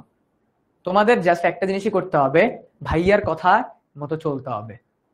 বিকজ তুমি যদি আমার কথা মতো চলো, নিজের ভিতরে ওই আশার আলোটা জাগিয়ে রাখো, তোমাকে এই রাস্তায় দিয়ে উঠে উঠে উঠে উঠে কিভাবে এইখানে আমি তোমাকে না পৌঁছাইতে পারি, বাট আমি তোমাকে তো এই পর্যন্ত তো এই রাস্তাটা কিভাবে যাইতো এটা তো আমি তোমাকে বুঝিয়ে দিতে পারবো, তাই না? এই রাস্তায় তো তুমি কিভাবে হোঁচট যেন না খেয়ে আমি তোমাকে বোঝাইতে পারবো। মনে রাখবা, মনে রাখবা, তুমি যদি আশা না রাখো নিজের ভিতরে, তুমি হোঁচট খাবা, অনেক হোঁচট খাবা তুমি নিজের লাইফে, অনেক হোঁচট খাবা। আজকে যারা সায়েন্সের স্টুডেন্টরা আছো, তোমাদের জন্য এই লাইনটা বিশেষ করে, যে তুমি আশা রাখো, তুমি সায়েন্স থেকে আসছো, কোনো সমস্যা নাই, কোনো সমস্যা নেই, ভাইয়ারা আসছি তো। বিশ্বাস রাখো, বিশ্বাস রাখো, আশা রাখো, ইনশাল্লাহ এই চূড়ায় দেখা হবে, ইনশাল্লাহ এই চূড়ায় দেখা হবে। এসএসসি রেজাল্ট কিছুদিন পর, আজকে বেসিক বিল্ডিং ক্লাস, আবার আমাদের ঠিক এক সপ্তাহ পর মেবি আরেকটা বেসিক বিল্ডিং ক্লাস। সো পড়াশোনা একটু একটু করে স্টার্ট করতে থাকো। এইচএসসি পরীক্ষায় কিন্তু অনেক কম সময়, মাত্র 18 মাস সময় পাবা, মাত্র 18 মাস। এই 18 মাসের ভিতরে তোমার এইচএসসির পড়া কমপ্লিট করতে হবে, ইউনিভার্সিটি অ্যাডমিশনের অনেক পড়া কমপ্লিট করে ফেলতে হবে।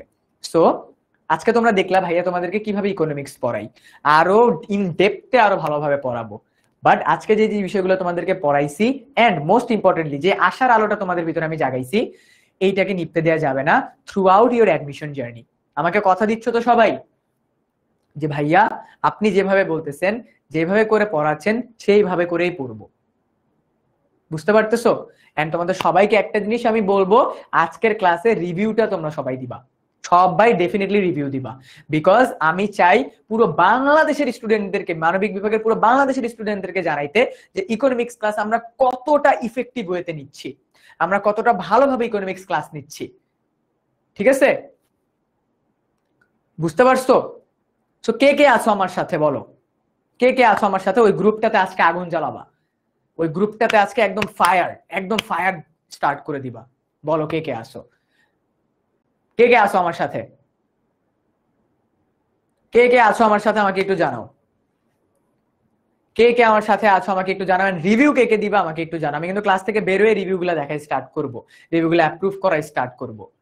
সো কেউ যদি রেকর্ড করতে চাও রেকর্ড করে দিতে পারো, and whatever you want. আমি এখন যে কথাগুলো বলছি সেগুলো না, ইটস লাইক তুমি এটার স্ক্রিনশট নিয়েও পোস্ট করতে পারো, বাট আই ওয়ান্ট তুমি নিজের ভিতরে বিলিফটা রাখো যে ভাইয়া আমি উঠে দাঁড়াতে পারবো ইনশাল্লাহ। সাকিবুল হাসান বলতেছে হ্যাঁ ভাইয়া যেভাবে পড়াচ্ছেন ইনশাল্লাহ এভাবে পড়েই একদিন অনেক কিছু করবো ইনশাল্লাহ। সাকিব তোমার জন্য শুভকামনা। কে কে রিভিউ দিবে এবার আমাকে একটু জানাও, কে কে ক্লাসটা রিভিউ দিবা। আমি কিন্তু অলরেডি রিভিউ গুলো অ্যাপ্রুভ করে স্টার্ট করবো ক্লাস থেকে বের হয়েই। সো আজকের বেসিক বিল্ডিং ক্লাসটা তোমাদের সবার কেমন লাগলো আমাকে ডেফিনেটলি তোমরা জানাবা, ঠিক আছে? এইখানে অলরেডি রিভিউ লিখতেছো, বলছো ফাইন, ঠিক আছে ভাইয়া আসলে আপনি thank you Faiza, thank you ভাইয়া, দিস মিনস আ লট। এই যে আমি এতক্ষণ ধরে কষ্ট করে পড়ালাম জানো, এই একটা কমেন্ট ভাইয়া মাশাআল্লাহ আপনি অনেক ভালো পড়েন, এই একটা কমেন্ট দেখার জন্যই আমি সকল কষ্ট করতে রাজি আছি।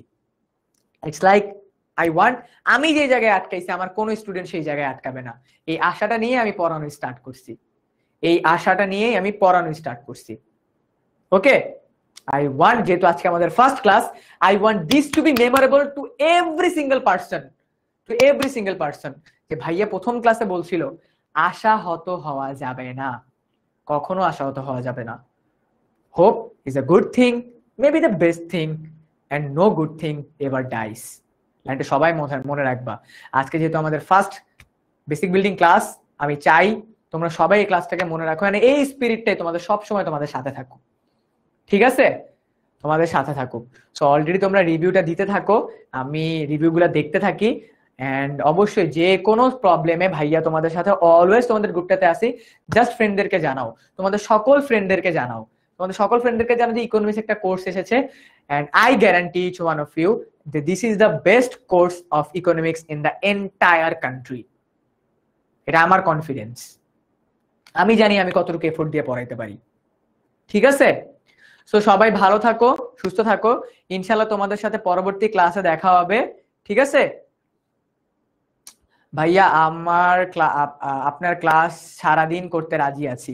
থ্যাংক ইউ ভাইয়া, thank you, that's means a lot for me. তোমরা সবাই আজকে যেহেতু বলতেছো যে ভাইয়া ক্লাসটা অনেক ভালো গেছে, ওকে, সো আজকে আমাদের ফার্স্ট বেসিক বিল্ডিং ক্লাস ছিল, এন্ড যেটা বললাম তোমাদের সবাইকে যে আশাহত হওয়া যাবে না, সবাই নিজের ভিতরে বিলিফটা রাখো, ইনশাল্লাহ পরবর্তী দিনগুলো আরো অনেক ভালো যাবে। সবাই ভালো থাকো, সুস্থ থাকো, সবার সাথে পরবর্তী বেসিক বিল্ডিং ক্লাসে দেখা হচ্ছে।